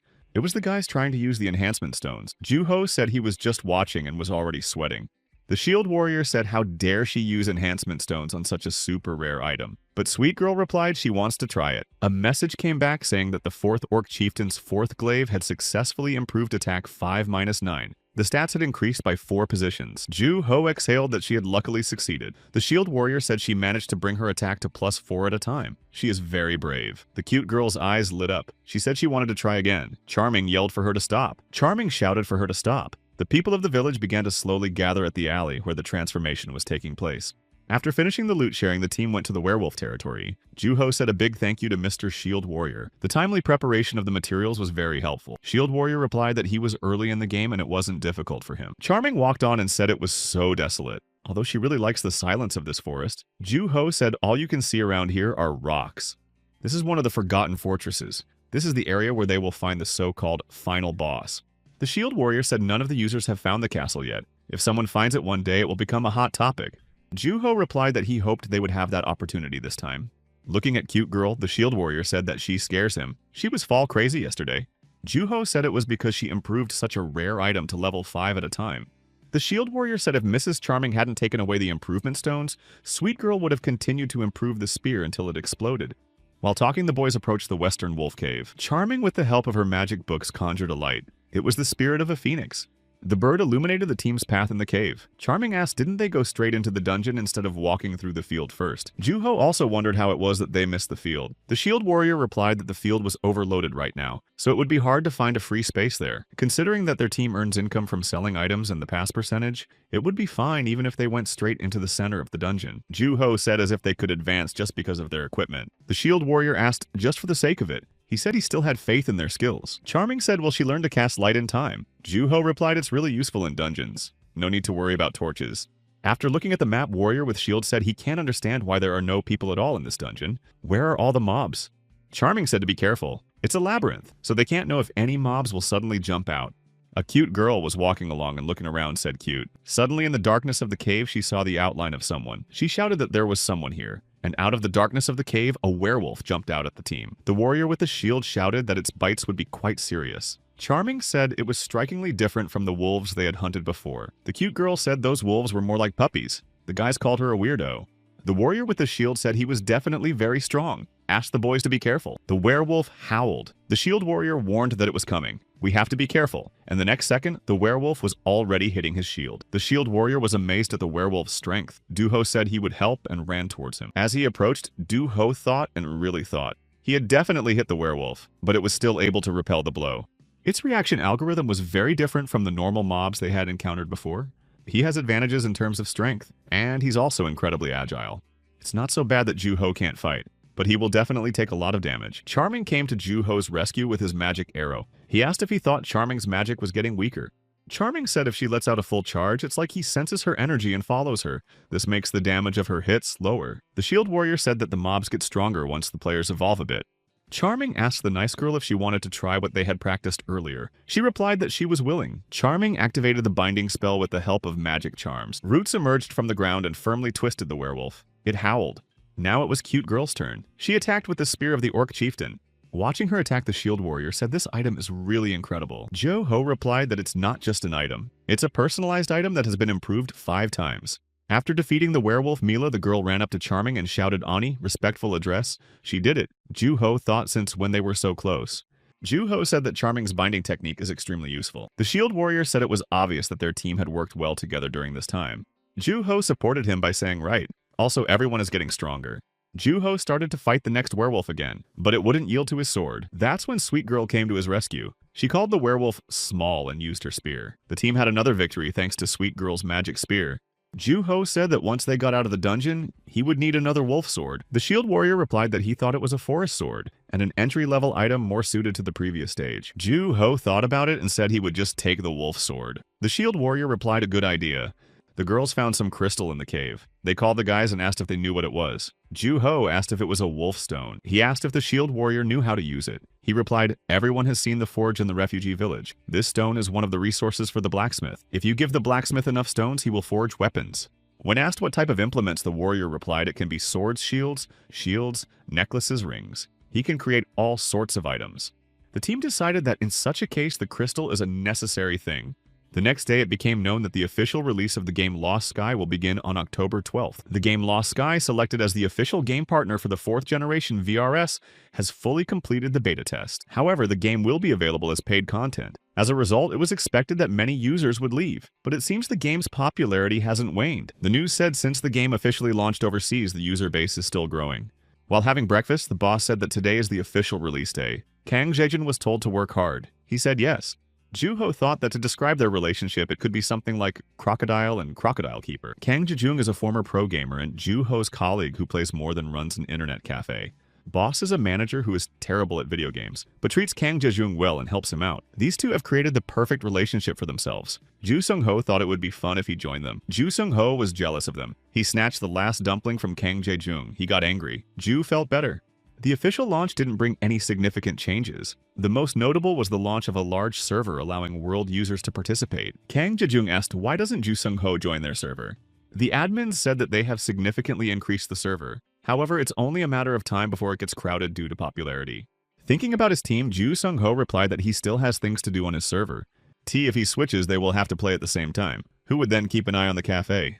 Kang Jaejung replied that Ju Sung-ho is their angel. And then he hugged him. He waved him off and told him to stop. Ju Sung-ho asked Kang Jaejung if he knew anything about the Western Wolf Cave.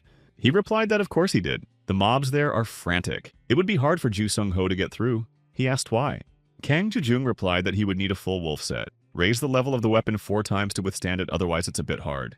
The second floor is filled with pikemen and archers. The third with warriors and mages. The 4th floor will be filled with everyone from the floors below. The 5th floor is the cherry on the cake. Ju Sung-ho asked what's on the 5th floor. Kang Jaejung said that's where he'll find the boss called the Two-Headed Boss.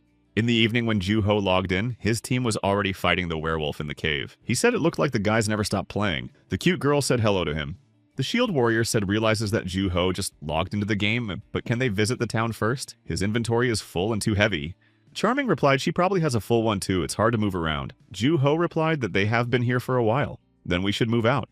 The team used the movement stone to quickly get to the refugee village. Charming said there are always a lot of people here whenever they come. The shield warrior replied to be careful. One could get lost. Ju-ho suggested finding a place to sell and sort through their belongings. He suggested they could sell everything except the wolf mana stone and the enhancement stone. The guys and girls went in different directions and agreed to meet later. The guys set up outside and laid out all their items, but no one was buying. Ju-ho said they were selling even cheaper than the market value, but still no buyers. A girl came up to the guys. The guys asked if they had already sold everything. The girls confirmed that they had already sold everything. The shield warrior was surprised. How so? They're selling at a discount, but they've barely sold half of it. Seeing how Charming was reacting to the people around him, Ju-ho said he understood the reason. The shield warrior asked the girls to sell their things, and he would have time to buy the things he needed. The girls agreed to sell the items for them. The cute girl said it quite cheerfully. The guys went about their business agreeing to meet later. The shield warrior lamented why things are like this, even in a video game. While Ju-ho was walking around looking at the merchandise, the shield warrior already showed up with a full sack. Ju-ho asked what he bought. The shield warrior said he was looking for a wolf sword. He handed it to Ju-ho. Taking the sword in his hands, Ju-ho said he'd been looking for it for a long time, but hadn't found it. How did the shield warrior get it? He replied that he had contacted a buddy of a buddy.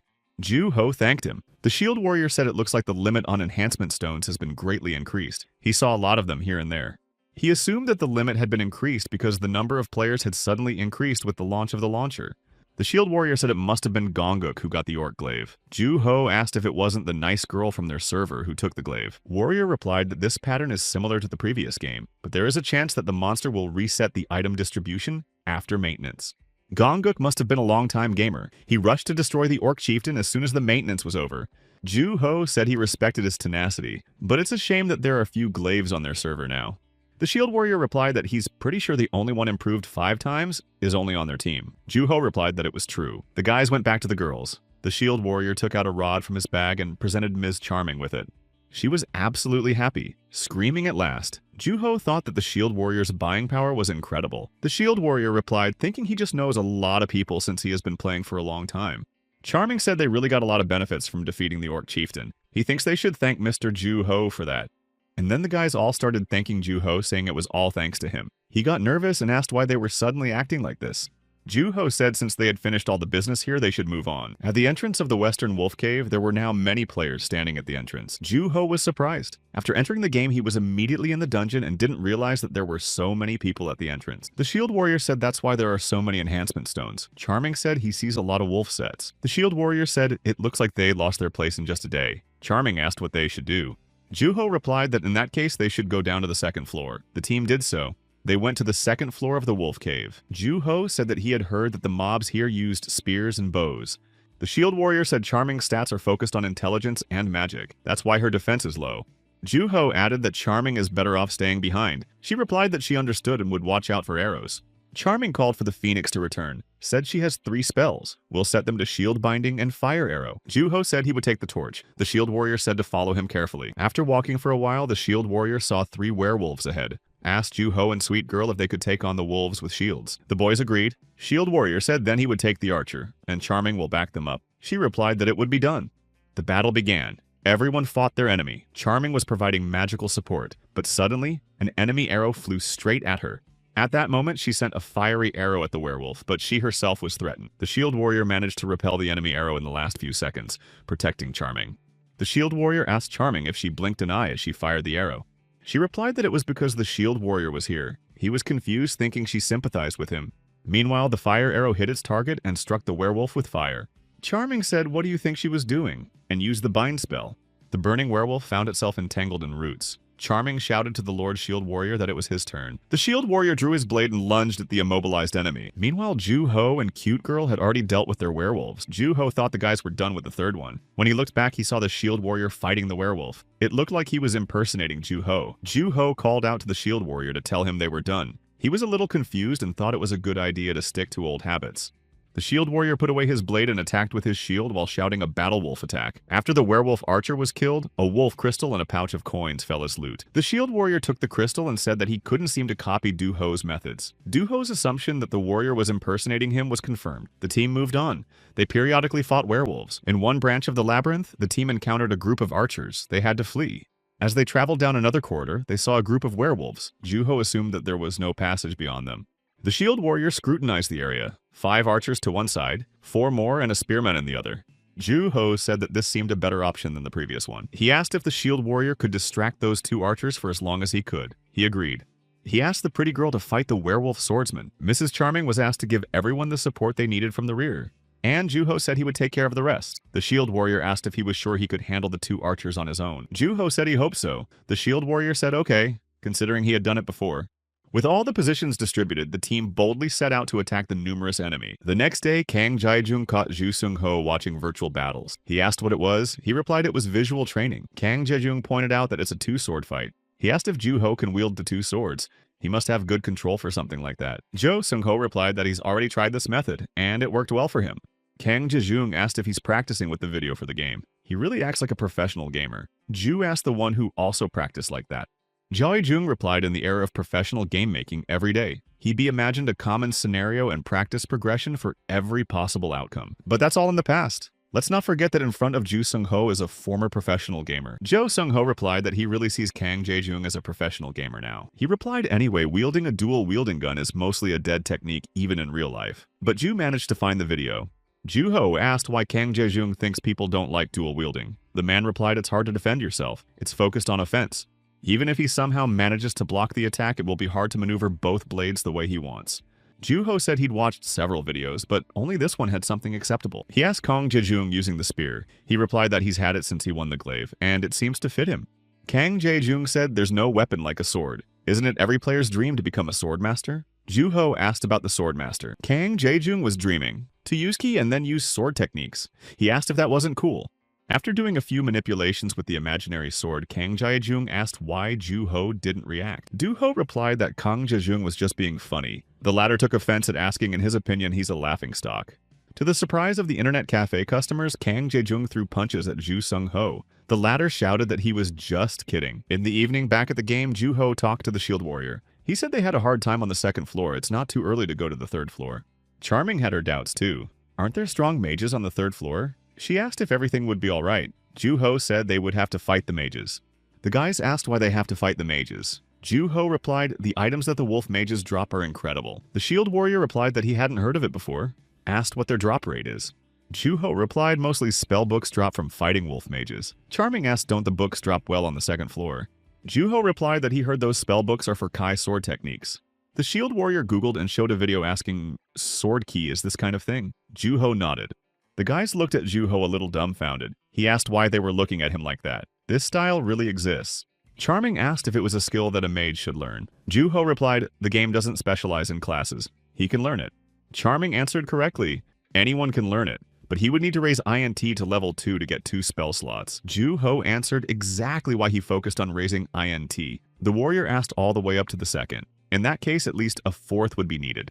Charming said he had accessories. Maybe if they were matched, it could work. Ju-ho said he hadn't thought of that, but it should work. The shield warrior said they could collect a bunch of wolf crystals and make bracelets out of them. Charming said it wouldn't be easy. After all, wolf stones are less likely to fall. Cute girl said, but it looks really cool. Sword Kai. The guys were thrilled. They said it's really cool. The magic sword is awesome. Charming asked how Mr. Ju-ho knew about it. He replied that a former gamer had told him. The guys were very surprised to hear that. They asked Mr. Ju-ho if he was a former gamer. Ju-ho, confused, answered something like that. While talking, the guys reached the entrance to the 3rd floor of the dungeon. It was a creepy place. A guy from the other team called out to them and said that this was the 3rd floor. The warrior with the shield replied that they were aware of it. The guy was surprised that there were only 4 of them. The shielded warrior asked if there was a problem. The guy replied that they probably have no idea what's up there. He grinned and wished the team good luck. He told them not to cry later. The warrior with the shield followed the stranger and said, "What a rude man." As he approached his team, he grumbled, "Look at his pathetic shield." Ju-ho didn't understand what was going on. A confrontation between 2 people with the same type. The guys walked down the stairs. The further they went down from the 2nd floor, the brighter it got. The warrior with the shield said it was already safe to put the torch away. Ju-ho replied that the 3rd floor was quite bright. When the stairs ended, the boys found themselves in a long corridor lit by torches and lamps. Charming said it looks like not many people go down to the 3rd floor. It's quiet. Ju-ho replied, she's right. Why is there no one here? Vin with his shield spotted the mobs and showed the team 2 huge werewolves. They were the first to attack the guys. Shield Warrior was the first to be attacked. He fought back, but he warned the boys that this was no joke. We have to be careful not to come face to face. Charming cast a bind spell, but the werewolf chopped all the roots with one swing of his axe. Ju-ho shouted for the Shield Warrior to hold on a little longer and ran to help him. He started to fight one of the werewolves, but this monster was so agile that it easily deflected all the blows. Every attack of the werewolf was powerful. Ju-ho realized that these monsters were so damn strong. He thought the team had just come down here, but the difficulty is already too damn high. Sweet Girl rushed to the rescue. She lunged at the enemy with her spear. One strike of her spear made the werewolf fly back a few steps. Ju-ho saw that the Shield Warrior's HP was dropping. He shouted to the cute girl to help Vin with the shield, and he would take care of it. Throwing himself at his opponent, Ju-ho thought that he should give up his long attacks and take him down in small pieces. He decided to reduce the duration of his attacks and the radius of his attacks while increasing his speed. This would be the best way to crush him. Charming supported the Shield Warrior and Sweet Girl with a fire arrow at the werewolf. The team defeated the werewolves. Sweet Girl, wiping her forehead, said they were strong. Charming was shocked that the binding didn't work. Ju-ho guessed that these monsters were level 20 or 22nd, or something like that. At the moment, the 3 team members were at level 15. Ju-ho, who played the least, was at level 13. The difference in levels with the monsters was certainly too great. Ju-ho asked how many potions they had spent. 7 Warrior with Shield, 8 Sweet Girl None Charming used, and 3 applied by Ju-ho. That was a lot. Ju-ho remembered what the guy from the other team said, that they would regret it. He got nervous. Charming called out to Ju-ho, pulling him from his thoughts. Said that they had destroyed 2 werewolves and received 2 wolf crystals.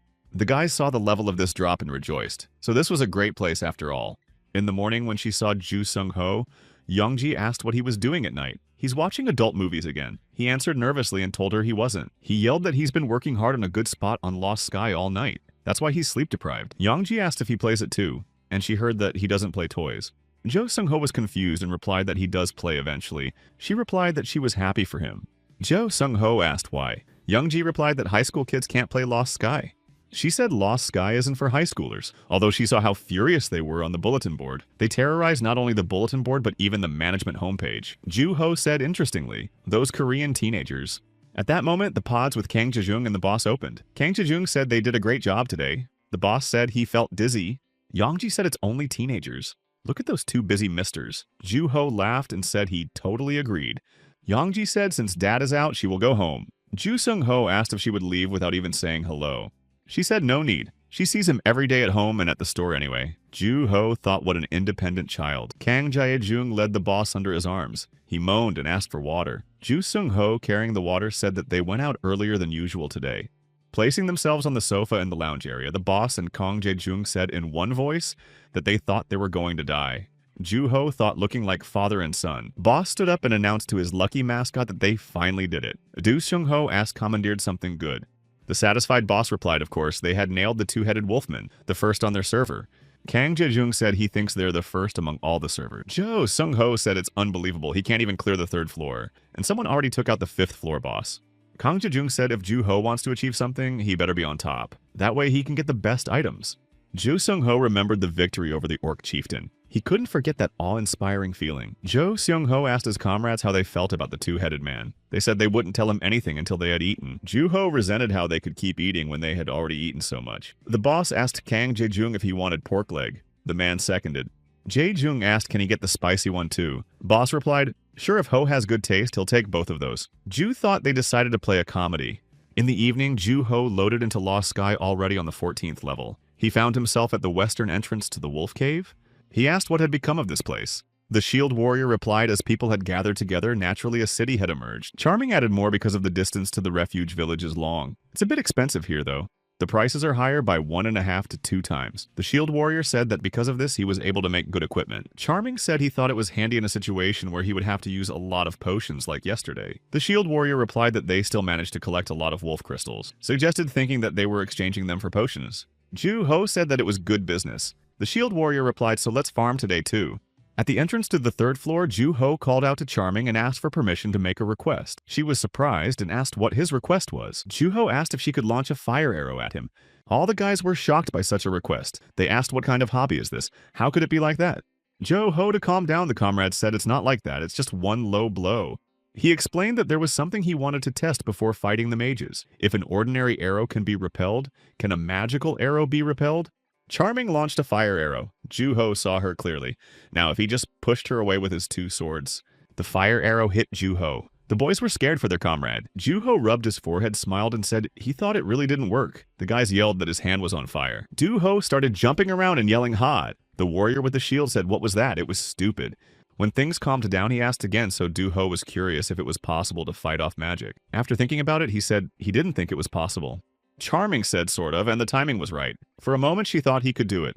Ho replied that now they know it's impossible with a regular sword. He himself was wondering when he would get a magic attack whether the high RPT would increase the pain he would experience. In fact, it wasn't even hot. He only said that because he was surprised. It was worth calling it luck. Ho told the guys that the preparations were now quite complete. As they walked through the dungeon, they saw the other team members fighting with a werewolf. Looking at that, Charming said that today was definitely better than yesterday. The warrior joked that if that's the case, then don't they think that Koreans really only eat and play? Ho, looking at the opponents, said they are progressing fast. The shield warrior said it's because he doesn't know those who play games that well. If they are crazy about the game, then they spend all their time and money. Especially if it's such a big game. Ho said that in that case they need to catch up. The guys yelled marvelously. This time the team faced a serious opponent. It was a werewolf mage. Charming dodged his attack several times. Then she used the fire arrow. With good control and timing, they filled the gap in levels. Ho looked at the shield warrior. At first, the latter didn't know what to do. Now he wasn't bad with the blade. The cute girl wielded her spear. Their route of attacks is simple, but each attack is really painful. Classy. Every day all the team members are getting better and better. Ho suggested that his comrades finish with the third floor and go even lower. The shield warrior heard the monsters there attack in groups of at least 5. Ho asked if they thought it would be better for them to join a party. The cute girl replied that she was fine playing with this lineup. Charming also said she was only comfortable playing in this group. The shield warrior said he basically didn't care. Ho realized that he had a lot of experience, but the girls would be uncomfortable. Charming told Ho that the buff was over. She will put on a new one. He replied that she would have to do it herself. Charming cast the spell Shield of Protection. It has the effect of boosting defenses and armor by 1. Watching Charming cast the spell, Ho hesitated. The shield warrior asked what was wrong. Ho replied he didn't know if it would work, but he had a good idea. He asked Charming if he could only use magic on himself. She confirmed that unfortunately that you can't use magic on someone. Ho asked if the defense would also be +1. Charming replied until the buff time is over, the effect will remain. Ho asked then could the guys take off their clothes. The team was a bit taken aback by such a suggestion. Ho shouted that he didn't mean it that way. He was in a hurry and misspoke. Could Charming give him something from her outfit? Charming took the wolf cloak off her shoulders and asked, would this fit? Ho replied it would fit and took it. Ho put the cape on and said he knew it would. As you can see, if he put the cape on and took it off, the buff +1 to defense is still there. Which means Charming can put the item on himself and give it to another person. Ho said bingo. Said there was one more thing he wanted to try. The guys went down to the 5th floor of the West Wolf Cave. They met a 2-headed fighting wolf there. The shield warrior said now he was a little scared seeing this monster in front of him. The cute girl said he looks really strong. Ho replied that he is, but in this condition they will clearly destroy him. The shield warrior said he would try to attack first and move towards the enemy. The 2-headed wolf's blow was very strong, but the shield warrior was amazed that his HP didn't drop. Ho's plan worked. The 2-headed monster howled so hard it knocked him off his feet. But the guys didn't drop an ounce of health. The shield warrior said he was a little scared at the sight of the monster, but it didn't give him a drop in health. Maybe we should start beating it up. Ho commanded forward and attacked the 2-headed wolf. The 2-headed wolf used magic techniques. Ho shouted that it wouldn't work. It's better for the wolf to just give them the rewards right away. But yesterday when the team was planning this trek, Charming was sure it would definitely cause problems. Ho said if they swap items with someone and use a protection shield, then the protection points from the protection shield continue to increase. The shield warrior replied he's sure it's a bug, but he can say with even more certainty that it's to their advantage. Ho said maybe so, but he thinks it's different from the bugs he's seen before. He said he was excited for no reason. The shield warrior said there would be such a loss if they didn't use this to their advantage. The shield warrior said if they did use it to their advantage, but is everyone allowed to use it? Ho asked what he meant. He replied in the past bugs existed here in the 2nd and 3rd generation patches. The problem was that some bugs were used by other public players, so the game company had no choice but to update the game and fix the bugs. The shield warrior asked that for him, no more or less could they give him a day to fix it all. The next day in the game chat, there were messages about the Shield of Protection. At first, everyone wondered what it was. Then all the players started looking for someone who had the Shield of Protection. They were promised a monetary reward. All teams were inviting Shield Masters to join their packs. There was also a notice online to share a method to permanently add defense points to the Shield of Protection from the Game Tips and Tricks company. Meanwhile, Charming was busily charging up her comrade's armor with the protective shield. This was taking some time. Sharing the potion with Charming, Ju-ho thanked her. It wasn't easy to replenish 20 mana at a time for a human. Charming replied glad that she had gotten 20 mana this time, and gave a sigh of relief. The Shield Warrior said he didn't think 20 mana was enough. I wonder what would happen if they had 100 mana. There's not much difference. Charming sipped her potion and replied that if the guys wanted 100 mana, it would just go out quietly. The team secured with such protection raced through the 4th floor, fighting with groups of werewolves. And there's the coveted target. You can see the entrance to the 5th floor. Ju-ho said the 5th floor was occupied by a 2-headed wolf. The team ran down the stairs to the 5th floor of the cave. The werewolves that were following them froze at the threshold of the stairs. With the added defense of the Shield of Protection, Ju-ho was able to get close to the 2-headed wolf. Ju-ho's sword struck the werewolf boss. It disappeared and a rich loot appeared in its place. Ju-ho was relieved and said finally they had done it. Charming wondered if he was okay. Before going to bed, Ju-ho went to the game's chat room. There was a discussion about the protective shield bug. The developer company announced technical work again. Ju-ho hoped that Zune would be fine. He remembered Shield Warrior's words that he needed a day to fix it. Now, Ju-ho lay there thinking what he was going to do to fix all the game problems in just a day. He didn't know what exactly the Shield Warrior meant. It was weird, but Ju-ho hoped it would go well. With these thoughts, he fell asleep. But his sleep was uneasy. First, he was chased by Boss Train. He hid from her behind a rock. On the other side of the rock, Ju-ho was already waiting for the Orc Chieftain. He swung his spear at him and hit him. Ju-ho wanted to repel the enemy's attack, but his sword wouldn't appear. He almost died here. He ran away, thinking what to do now. The next moment, the 2-headed wolf appeared in front of him. Ju-ho shouted, "It seems he screwed up." The 3 monsters surrounded Ju-ho. He shouted that he would run from the likes of them. He'd fight them time and time again. And then everything started to blur like a lag in the game. Ju-ho saw his comrades, but it was as if the image cracked and began to blur. Ju-ho asked not to be left alone. Ju-seung-ho woke up from his nightmare at 4 in the morning. Cold sweat and gripping terror held him for a few seconds. He held his head and said, "What kind of nightmare was this?" He got a message on his screen from Yu Hessen that they were in trouble. In the morning, while Ju-seung-ho was waiting for his bus, he read the message that they were in trouble several times. He kept wondering what problem she was talking about. He walked and wondered if it had something to do with using VRS again or something like that. If it was, it would make Ju-seung-ho very lonely. With these thoughts, he walked in to meet the woman from the game corporation. Right from the entrance, she started saying that she was really sorry. They made a mistake.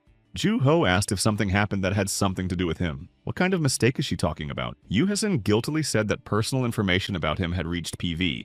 Ju-seung-ho was dumbfounded by what he heard. He asked what it meant. What kind of problem will arise in this case? Yu Hessen asked Ju-seung-ho, knows that they are DS and PV opponents. Since the company has reached the 4th generation, their DS has surpassed PV for the first time in their country. However, of course, if you compare with other countries, these PVs are higher than DS.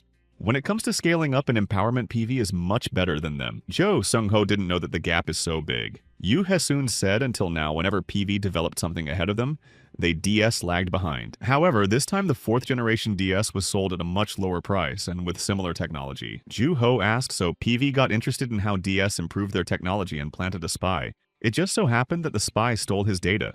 Ju-ho got a headache. These people are serious. Yu Hessen apologized, saying it was their fault. Yu Hessen said what helped them the most was improving the technology. Ju-ho said of course it has to be him. Asked what's the risk. Yu Hessen asked the PV guys haven't contacted him? Ju-ho was surprised at such words. He picked up his phone and said he received quite a few calls and messages, but he didn't answer a single unknown number. Among the unanswered calls, Ju-ho found one and showed it to Yu Hessen. She shouted that it was that spy's number, so he's definitely up to something. Yu Hessen started to persuade Ju-ho not to go to PV for anything. He thought that girl was begging like that. When Ju-ho came to work, his boss greeted him by saying that they had a guest. At that moment, Ju-seung-ho's phone rang. It was the same number. The guest showed that he was the one who called. He said hello to Mr. Ju-seung-ho. The man said he couldn't reach him, so he came to see him in person. Ju-ho thought what was wrong with the day. Sitting at his house in the evening, Ju-seung-ho thought it was so tiring. He felt like he had redone a bunch of things today. Sitting down at the computer, Ju-ho said whether it was DS or PV is not what matters. The first thing Ju-ho did was to open the game's chat room. There wasn't much here yet. Entering the game, he found himself in the refuge village. A message came in that the protective shield bug had been fixed. Items cannot be removed. Minimal damage was added to armor. There were no more messages. Ju-ho was pleased. No penalties. Ju-ho happily thought he didn't know how the others were doing, but at least he didn't have any penalties. Then it's about time. The team can share the loot. All the guys were happy that nothing happened. Ju-ho got the 2-headed wolf's flaming sword and the 2-headed wolf's ice sword. The shield warrior got the large shield of the 2-headed wolf. His eyes shone with joy. Charming received the Firewall Magic Scroll of Ice Aura and the Staff of the Battle Wolf. She said as if the light itself had become brighter. The cute girl received the magical gift of the lightsaber. She said admiringly sweetly, Juho said there will be magic in it. However, it wouldn't be the sword they had heard of. Looking at the rest of the pile of goodies, Juho told the guys that they should split it all up. At 7:30 in the morning, Ju Sung-ho got out of bed. He stretched, but then he fell back on the bed. Said if he's been playing too much these past few days. Suddenly, the bracelet on his arm that allowed him to regulate his brain impulses turned red. In the evening of the same day, on his way back from work, Ju Sung-ho looked at his phone. Yoo Hae-sun had called. She must be very worried that he might be snatched by PV. She called and nervously asked if he had signed a contract with PV. Jo Sung-ho thought that this girl was good at asking questions that crossed all boundaries. It's hard for him to catch the moment when he starts to get angry. While talking to Yoo Ha-sung, Ju-ho asked how she knew about the meeting with the PV representative. Jo Sung-ho said it turns out that not only PV but also DS threw in a spy. It's kind of like a competition between the companies. He sternly replied that he already told Yoo Ha-sung that he turned down PV. She started to suggest that he should cooperate with DS then. Jo Sung-ho replied that he refused DS as well. Yoo Ha-sung didn't understand why. Jo Sung-ho said that he has no plans to join any research at the moment, whether it's from PV or DS. The PV representative replied that he understood him, but gave a business card saying to just contact them if he changed his mind. Smiling, the man said they would pay him much more than DS. When Ju-ho returned to the game in the evening, the Shield Warrior asked him if he was interested in the guild. Ju-ho asked what this was all of a sudden. Meeting in the village, Ju-ho asked Shield Warrior he was talking about guilds like raid teams. Shield Warrior replied yes, but this time they are not looking for temporary contractors. They are looking for people who will continue to work with them. Ju-ho replied because Lost Sky doesn't have a proper guild concept. Shield Warrior said that if he looked at the past Zune games, he would see that they mostly create guilds of 30 people or more. Ju-ho asked if he wanted them to have the minimum number of members. The Shield Warrior answered correctly.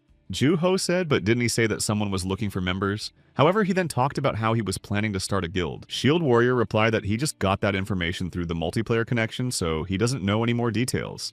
Ju-ho said that he would be fine if Shield Warrior were to start a guild, but on the other hand, he is a little hesitant. Ju-ho asked what the girls would say about it. Shield Warrior said he wanted to ask him first. Ju-ho said then we need to discuss it with Charming and Honey Girl as well. The team gathered in a secluded place. Charming asked if the person with the nickname Thousand Swordsman created a guild, and Shield Warrior didn't know him. Shield Warrior confirmed it. He said he contacted him through the link. Charming asked if Shield Warrior doesn't know what guild it will be. He replied depending on the guild they have specific targets, like only targeting certain palace monsters and stuff like that. However, he doesn't know much about it. They want to hunt with the team today. Asked what the guys think about it. Charming inquired, is this some sort of interview? The Shield Warrior replied no, just to get to know each other better. Ju-ho backed Charming up. Said he too thinks it's some kind of interview. He thinks they're trying to do a background check. The Shield Warrior was confused. He hadn't thought that far ahead, but on second thought, it's possible. Asked if he should refuse. Everyone thought about it. After the conversation, the team went to the blacksmith. The guys were amazed at how he turned piles of crystals into weapons. Ju-ho managed to upgrade his uniform quite well. Dexterity and defense increased. After successfully upgrading his stats, Ju-ho was already at the Forgotten Fortress at the entrance of the second zone. He looked at the enhancement stones and thought that since the sword had successfully improved to 4, he wanted to try again. Looking at Cute Girl, whose eyes were burning again, the guys shouted at her not to get carried away with the improvement. Ju-ho grumbled that it's the same every time. The Cute Girl said okay and put the stone away. Ju-ho really wanted to sleep. He was setting himself up that at least he should be strong. The Shield Warrior also used his enhancement stone. His big shield got defense +3. Ju-ho asked all the guys ready. They amicably replied that they were ready. The Shield Warrior said he was sure no one had anything that could match their weapons. The pretty girl smirked skeptically. Charming replied that the developer had. Walking through the castle courtyard, Charming said there is no good taste at all. Ju-ho seconded, saying that it was definitely not his taste. The shielded warrior said that before they met with the Thousand Swordsmen, he wanted to introduce them to someone. But no sooner had he finished than Sweet Girl saw something and shouted, pointing. Charming saw it and said it was a monster. A bloody battle wolf was coming at the boys. The warrior with the shield said it was a hell wolf. Charming was surprised, saying seriously, what a flavor. Ju-ho said since they have improved their guns, why not try it? The shield warrior supported Ju-ho, saying he was sure of it too. The wolf went on the attack. The guys prepared their upgraded weapons. The werewolf was the first to meet the shield warrior. He hit the shield with his axe. Warrior asked what the hell this is. The wolf struck again. Sweet Girl was already running to the shield warrior's aid. She activated her lightsaber. Charming was the next to enter the fray. She activated Binding and Ice Ball. Ju-ho noted that their strength and hitting accuracy had increased. Now it was his time. Ju-ho armed himself with his new swords and went to attack, but he was overtaken by an arrow.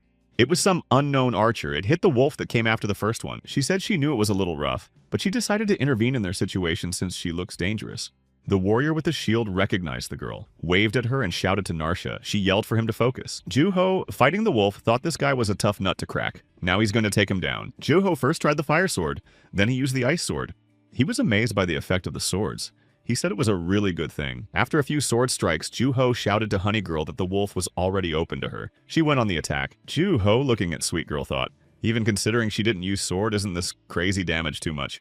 One wolf was finished. The warrior with the shield was holding back the second one, shouted what the guys thought they were doing. Charming activated an ice ball. Narsha supported the attack with arrows. When once again the wolf swung his huge axe, Sweet Girl struck him with her spear. The warrior with the shield said it was amazing. Charming replied that step by step they are getting stronger. Juho thought that battles have become much easier thanks to the ice ball that Charming uses on monsters. The shield warrior turned to the boys. I wanted to introduce Narsha. She came in almost as soon as he asked her to. Narsha said it was nice to meet you. A pleased, Charming, and Sweet Girl introduced themselves. Narsha walked over and separately introduced herself to Juho, said she had heard a lot about the Shield Guardian. Juho introduced himself and said, nice to meet you. The Shield Warrior explained that he and Narsha were old buddies. She had always wanted to meet the guys along with her guild Heavenly Blades. Narsha said that Heavenly Blades and members from other guilds were already waiting. She invited the guys to follow her. Narsha introduced the guys to her guild. One guy extended his hand in greeting, said he was sure they had heard about them from Narsha. They are the Heavenly Blades. Juho reached out and shook the guy's hand. He introduced himself and said it was nice to meet you. The girls introduced themselves after him. The guy asked if their team would like to join their hunt. They could split up and interact when they needed to. Juho said it was better that way. They'd rather hunt separately. The boy agreed that the most important thing is that they're comfortable. They hunt in teams of 5 anyway. The guy thanked them for their cooperation. Juho replied that it was no problem. The Heavenly Blade Guild left. The Shield Warrior said here is a good spot, but there might be a lot of mobs patrolling there. Someone said that this area wasn't easy to hunt, but at least they can take care of them properly. Only now did Juho realize why the Heavenly Blades had called them. Juho motioned for the team to start hunting. The Shield Warrior replied that it was a bit difficult for them alone after all. They could come to the rescue when the guild needed them. Yes, and they would be able to pick themselves up with the help of other guilds as well. Juho meanwhile watched the Heavenly Blade Guild fight the wolf. He smirked and said, let's see what happens next. An announcement came that the guild system had been updated. You can take quests from NPCs, a new event, and let the best guild win. In the morning, Ju Sung-ho came to work and asked Kang Jae-jung if he was going to start a new guild. He replied, of course, his friend wants Kang Jae-jung to join the guild. There are a lot of players who will also join now. We should go ahead. Jo Sung-ho asked if his friend is not going to be the guild leader. Kang Jae-jung replied he doesn't think he is. Jo Sung-ho asked what the name of the guild will be. Kang Jae-jung replied he doesn't know, but he hopes Boss doesn't go for something ridiculous. Boss asked Ju Sung-ho if he'll join their guild too. It's called The Strongest. In the evening, Ju-ho logged into the game. He booted up in the village of the outcasts. His comrades were waiting for him. The Shield Warrior asked Ju-ho if he had already seen the guild system update message. He confirmed it. Ju-ho said Heavenly Blades wants them to join their guild, so yes, let's join. As agreed. The Shield Warrior said then they will receive a notice of invitation soon. Ju-ho asked if there were any rules to follow. He clarified that this was his first guild. The Shield Warrior explained that it was simple. No swearing or being rude to the other guild members. Ju-ho replied that it was common sense. The Shield Warrior said it's not a bad place, so there's no need to worry. Just then, all the guys received a notice that they were invited to join the Legendary Guild. Would like to accept this request and join. The guys agreed. After a short while, they were already in the Forbidden Palace of the Outer Second Zone. The Shield Warrior noted that there was no vacant space. Charming said it looked like there was. There are more players playing in this area today than yesterday. Juho suggested that they farm here more often. Charming asked, so what should they do? Should they go inside? The Shield Warrior asked to wait a moment. The Shield Warrior contacted someone on his personal network. Juho asked what he was whispering, who he's talking to. The Shield Warrior said that Heaven's Blade said they have a point if they are here. Charming said it's good to hear from them. The Shield Warrior said Narsha wants to join them too. Asked if it was okay with the guys. Juho didn't understand who wanted to join. The Shield Warrior explained that Narsha was a girl they saw yesterday and she wanted to join their team. Juho remembered that good archer. Juho asked what the girls thought. Charming said great that Shield's friend is going to play with them. The nice girl hoped they would play. The Shield Warrior said he spent some time with her, assured that the guys would hit it off easily with her. Juho said that's good to hear, suggested they move to the palace where the guild is waiting for them. The team went to the Forbidden Palace Outer Second Zone hunting grounds of the Legendary Guild. Here they were met by Narsha. She shook hands with Juho and said that it was nice to see them here. He replied that she was fully engaged in the game yesterday. He said he hoped she would take care of the team. Narsha replied that she has been hearing about him a lot lately. Ju-ho felt a lot of pressure. He said it was nice to hear that they could hang out with a warrior friend with a shield. Ju-ho suggested charming nice girl and Narsha to group up and take down as many enemies as possible. Ju-ho said to help each other, and the team advanced towards the enemy. Ju-ho took turns wielding his 2 swords that he had gotten after defeating the 2-headed wolf. After defeating the Hell Wolf, Ju-ho looked at the fire sword and said that the damage from it was higher than he thought. Looking around, Ju-ho saw that Sweet Girl had almost destroyed the Hell Wolf with her spear after hitting it once. Ju-ho pondered that Charming and Sweet Girl's skills were still at an intermediate level. Charming was also good with a bow. However, it's much safer to say that Narsha still has the advantage. Narsha uses a powerful wolf bow raised to level 6. A warrior with a shield fought a Hell Wolf. He yelled that he couldn't handle it himself. Narsha took him in the bow's crosshairs. Charming used an ice ball spell. Sweet Girl finished him off with her spear. The shield warrior asked Ju-ho if their teamwork wasn't good. It seems like they can really handle some of the enemies in the second zone. Charming said, and it really does feel like hunting is easier today. Ju-ho said they were even able to go into this zone without a team of 5. Maybe go to the first zone then. Charming said they should inform the guild of where they're going. The shield warrior said, inform the guild of that. Ju-ho said it's good that they got here. However, it is troublesome to inform the guild of where they're going next. The shield warrior replied that this is how the gaming community works. After receiving the answers, Ju-ho said that they should move to the first zone. The team entered the Forbidden Palace, the outer first zone. Charming looked around and said that the atmosphere here was creepy. The cute girl replied that it was scary. Ju-ho looked at the girls. When they were fighting, they looked like brave warriors. Now they are quite ordinary. Ju-ho turned to Narsha and asked if she was okay. She said she was fine. Ju-ho was surprised that she wasn't scared. Suddenly, the shield warrior saw something and shouted that it was an enemy mob. From behind the ruins, a 2-headed hellhound was looming over the team. Its eyes were burning. The shield warrior said it looked like a new enemy mob. He offered to fight it. The shield warrior moved forward, but then the hellhound let out a fireball from its mouth. It hit the shield. The warrior screamed that he was a tough guy. The 2 heads of the monster took turns firing fireballs at the shield. The warrior with the shield was nervous. Ju-ho shouted that Mr. Shield Warrior wouldn't win without buffs or potions. Charming cast a light cure spell. The shield warrior thanked because he was almost destroyed. Charming replied she is always for the guys if heal is needed. Ju-ho, looking at the monster, thought it was unexpected, but it looks like it moved to the first zone from the second zone. He shouted that he'll take it from here. The hellhound was about to fire a fireball at Ju-ho, but he reacted in time to strike. The cute girl screamed well. Now she'll finish the monster off. But it wasn't to be. To everyone's surprise, Sweet Girl missed. Ju-ho yelled for her to pull herself together. Ju-ho realized that Honey Girl would die on the spot from the fire attack. When the dog was about to fire a fireball at Honey Girl, Ju-ho shouted for her to move away. But Honey Girl swung with all her might and managed to fend off the fireball. It flew away. Everyone was stunned. Narsha stepped in. She shouted that they weren't done yet and drew the bowstring. 2 arrows simultaneously pierced the hellhound. Ju-ho went on the attack with his 2 swords.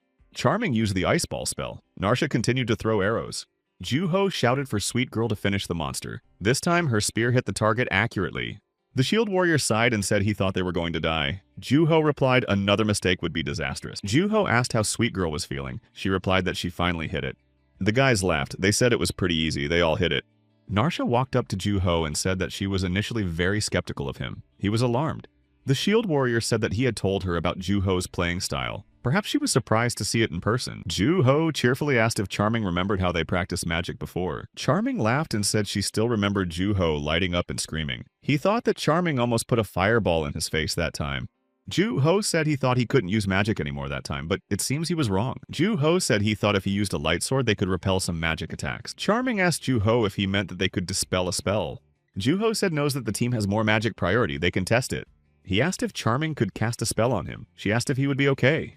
Ju-ho grinned and said that this time, do without the magic arrow, please. The guys got into position. Charming generated a light cure spell. The magic ball flew towards Ju-ho. He concentrated and was able to reflect it with his fire sword. Narsha was startled. She saw the spell fly past, almost hitting her. Everyone rejoiced that the plan had succeeded. Ju-ho said he didn't expect it, so his sword really has magical powers. However, Ju-ho had lost enough health while repelling the attack. He wondered if they would also add magic abilities to the lightsaber. After coming to work, Ju Sung-ho asked Kang Jae-jung if he had a lightsaber magic spell. The man asked why he needed it. It's expensive.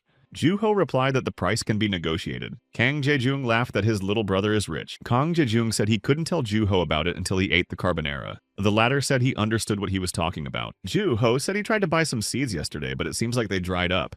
Kang Jae-jung replied that he's afraid he can't say he can save it to sell. Ju-ho asked why. Kang Jae-jung replied that it's one of the most controlled products these days.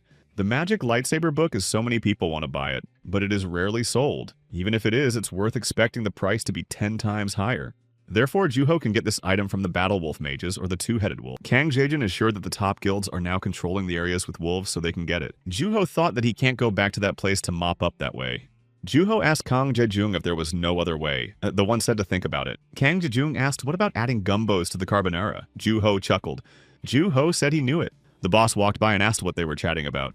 Kang Jaejung said that if one went to the first outer area of the Forbidden Palace, it was possible that there would be Battle Wolf wizards there. Kang Jaejung meant that the rarity of the lightsaber magic book falling out there was pretty good. Boss asked Ho looking for the magic book. Kang Jaejung added that these wolves are tough nuts because they are elite class mobs. That's when the carbonara delivery came. Kang Jaejung said gumption. The boss said, take it. Juho thought, what's wrong with these people? As soon as Juho logged in, he got a call from the Shield Warrior, told him to come to the entrance of the first outer zone. Juho answered and said he'd be right there. Charming intervened and said there was no need to go. You can use the portal. Only now Juho saw the notification about the portal update. You can now teleport yourself by paying the NPC at the portal gate for teleportation. In a moment, Juho was already at the Forbidden Palace at the entrance of the first zone. The guys were cheerfully saying hello. Some girl was standing in the distance. Juho immediately noticed and asked the Shield Warrior that he had changed his shield. He must have spent a lot of money to upgrade it to +3.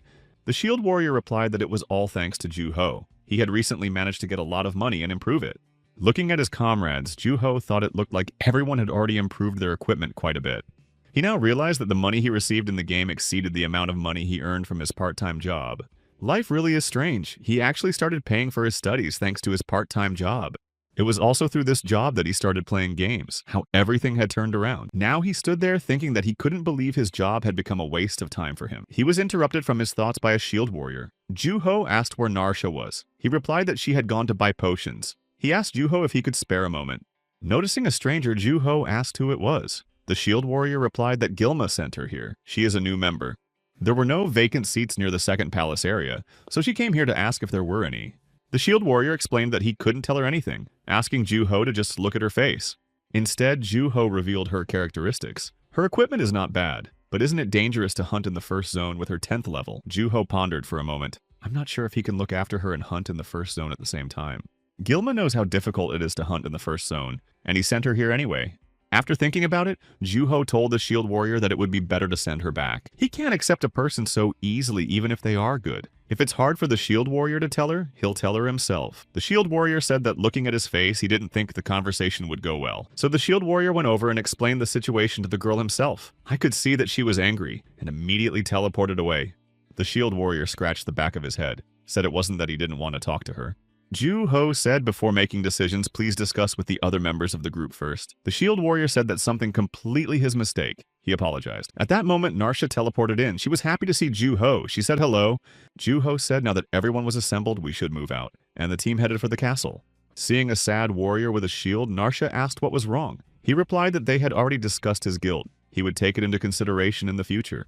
Narsha was a bit confused by the state of affairs. She didn't understand what was being talked about. In the first area of the Forbidden Palace in the outer perimeter, the team encountered a two-headed hellhound. The warrior with the shield said he would take it on. Juho said it's dangerous. He almost died yesterday when he attacked on his own. The Shield Warrior said not to worry. He had prepared something worth trying. In response to the wolf's attack, the Shield Warrior repelled the blow. Charming applied a magical light strike for support. Full of confidence, Warrior with shield said to the monster now. And he's pretty savvy. Watching Juho thought he was worried about him, but it looks like he was serious about fighting this mob. He's getting better.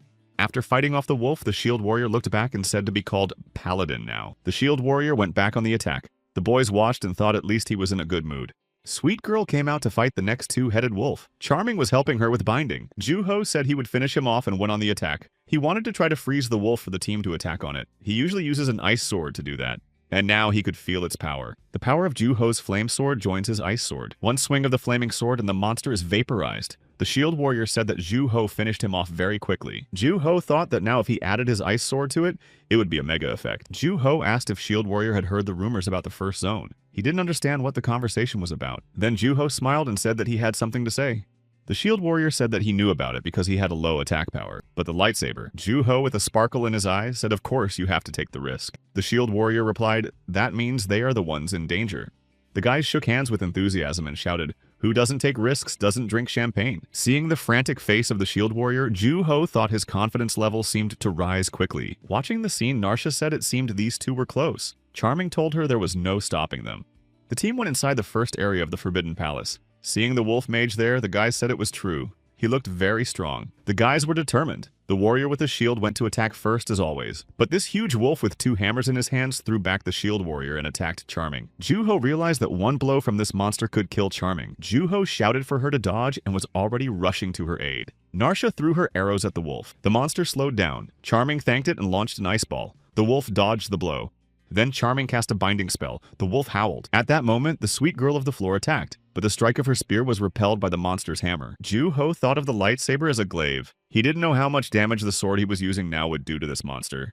But he boldly went to attack the wolf. His weapons had an effect on the enemy. Ju-ho shouted that even though the wolf had avoided a direct hit, he was stronger than it. He thought that the wolf was not that bad. Ju-ho asked the shield warrior to cover him. He went on the attack. Watching the shield warrior's progress, Ju-ho said as expected, he could control his shield properly. Charming sent a healing light to the shield warrior. Narsha shouted for him to move away and drew the bowstring. The wolf dodged the attack, but then the sweet girl came running at him. Charming sent an ice ball. Sweet girl said it was over. She attacked from one side, on the other side, Ju-ho. When the monster opened up to attack Sweet Girl, Ju-ho struck him with his sword. He said it looked like he hit it well with his ice sword. Then he attacked with his fire sword. The enemy was vaporized. The warrior with the shield wiped his forehead and said it wasn't easy. The pretty girl drew everyone's attention to the loot. She found amongst all the goodies the magical book of the lightsaber. Everyone was shocked. Ju-ho remembered how Kang Je-jung made a deal to buy him a chobap next time. Back then, he didn't want that deal. Now, holding the magic book in his hands, Ju-ho mentally thanked Kang Je-jun. The shield warrior watched the reward. He are a full set of wolf armor enhancement stones and potions. This is a pretty decent drop. The girls laughed. Charming said it looks like a pretty good set of rewards. The shield warrior said that Ju-ho could take the reward first. He replied that he would take the magic book then, but he was still a little embarrassed. Charming laughed and jokingly said she had never seen Ju-ho so greedy. That's when the guys saw the timer. Ju-ho asked what it was for. The shield warrior said just thought to set it. Ju-ho asked what it was for. The shield warrior replied that usually high-quality items don't always fall from elite mobs. So he set a timer for the respawn time of those mobs. The team was supportive and said it was a great idea. Narsha watched jealously as the team members exchanged pleasantries. Narsha said after a moment's silence that it was really nothing. Anyone can do it. To activate the magical book, Ju-ho had completely forgotten about the intelligence points. Instead of increasing his agility and stamina, he increased his intelligence points by using rings and bracelets, and tried to activate the book again. This time it worked. The lightsaber spell enchantment was successfully applied to his weapon. Ju-ho was ecstatic. He finally got the long-awaited lightsaber. The shield warrior announced that the wolf mage would respawn in about 4 minutes. His prediction came true. As soon as the wolf began to appear, the shield warrior went on the attack, shouted that he wouldn't let it hit him, so let him sit down. Holding the monster back, the shield warrior shouted to Ju-ho that this was his prey. Ju-ho attacked and used both of his swords in turn. The wolf crouched on its knee from the blow. Ju-ho was amazed at the effect. The monster almost died from just 2 pokes. Charming shouted for all the guys to take cover. She launched a fireball. When it reached the wolf, it turned into a funnel of fire that prevented the wolf from making a move. Watching the fire, Sweet Girl said it must be painful. The warrior with the shield said thoughtfully, wondering what it would be like to be hit with such a thing. Narsha said in an icy voice that he would fry like a skewer. Turning to Charming, she said that it was not a small force. Charming replied that she herself had not expected such a strong fire. The wolf kept taking damage from the ring of fire. Charming said that this ability has a huge mana drain. It has a long recovery time, so she couldn't use it all the time. She said the cast time is long too. Narsha said that makes sense. Charming said that if someone takes the target, she can do it again. Ju-ho replied that he understood her. This time the boots and a bag of gold came out as a reward for the victory. The shield warrior picked up the boots and said that the drop was getting worse each time. Narsha said then there was no point in staying here. Ju-ho replied in agreement, suggesting to go further. Moving to another location, the team met a 2-headed hell wolf. After fighting him, the guys continued to move through the streets of the castle. A fog began to appear. Charming said that there were not many monsters here. The warrior with the shield complained that they should have stayed where they were. Narsha spotted something and told the boys that this was their target. A wolf mage stood in front of them. Ju-ho said fight. But there was a misunderstanding. Along with their team, another group of warriors were targeting the wolf. The shield warrior from that team asked if it was time for those players to go home. The shield warrior told him to shut up. The opponent replied that he was not particularly happy to see them. The shield warrior responded the same way. Our team was alert. Ju-ho signaled for everyone to be ready to fight. They came up with this sign in case of a surprise fight against the players. The opponent replied that they would concede today. The warrior with the shield replied that he was very happy about that. As they left, the opponent looked back and said hopefully they could handle this great monster. The boys looked back and thought he had just laughed at them. To the smirks of the other team, the shield warrior shouted to everyone to prepare for battle. He whispered to the guys that they would just pretend to fight. The girls were very surprised. The shield warrior explained that this way they would have a better chance of not getting stabbed in the back. He pointed to a building and said that the girls should hide there. The shield warrior will unleash the monster on them. The girls would do most of the damage to the monster. Ju-Ho asked what he should do. The shield warrior replied that he would be their ace up their sleeve. The shield warrior said that Ju-Ho should just do what he normally does. He promised he wouldn't let the team down. The fight began. While the girls were hiding behind a building and the shield warrior was distracting the monster, Ju-Ho was attacked by a guy from the opponents. The opponent shouted that they were stupid rats and hiding was useless, but his attack failed. Ju-Ho easily dodged his spear. But Ju-Ho's flaming sword did the trick. The enemy fell to the ground, defeated, screaming in the fire. Ju-Ho shouted to him if he was ready to attack, he should be ready to die. Ju-Ho attacked with his ice sword, but the enemy suddenly disappeared. The one asked where he had gone. Satisfied with himself, Ju-Ho put his sword on his shoulder and said, -1. The warrior with the shield shouted that they were starting the main mission and led the monster behind him. The shield warrior from the opposing team looked at Ju-Ho. He was swearing that he had destroyed one of them. Seeing the opponents periodically peeking out from behind the buildings, he shouted to them how long they would play peekaboo with him. He's here. After taunting his enemies, Ju-Ho ran away. 4 opponents came out of hiding and chased after him. They shouted that he couldn't be allowed to get away. Ju-Ho ran to the back of the courtyard. He looked back and saw them on his tail. Meanwhile, the girls were on the second floor of the building preparing to attack. Ju-Ho was told to use the back passage on the first floor. Meanwhile, an arrow of light was already flying at him. He dodged it. As he rounded the corner, Ju-Ho shouted that the enemies would be here soon. As soon as the 3 enemies were in sight, Charming launched a wall of fire at them. In addition to being surrounded by fire, Charming used binding. The opponents yelled out what it was. One of them said it was a wall of fire. Narsha, meanwhile, fired her bow at a shield bearer who was not caught in the fire. He fought off the arrows and thought he had slipped away, but Ju-Ho met him on the way out of the courtyard. He asked him where he was going. With one swing of his sword, Ju-Ho threw him into a ring of fire with his companions. Then all the opponents disappeared. The girls on the second floor cheered. Ju-Ho said it was incredible. The warrior with the shield said they were half as many now. The pretty girl said it was boring. She's going to help. At this time, the rest of the team came up to the firewall. It was the first time they'd seen the wall of fire. They were trying to figure out what was going on. Ju-Ho appeared from behind. He asked the players if they could get some popcorn. They got scared. While Ju-Ho was dealing with one player, a spear chucker came at him from behind. Remembering the battle with the orc chieftain, Ju-Ho thought he could do it again like last time. Ju-Ho put his blade butt to butt with the enemy spearman. The enemy didn't realize what was happening. But in a second, the enemy already lost his spear and flew from the blow and shouted, "Who is this guy?"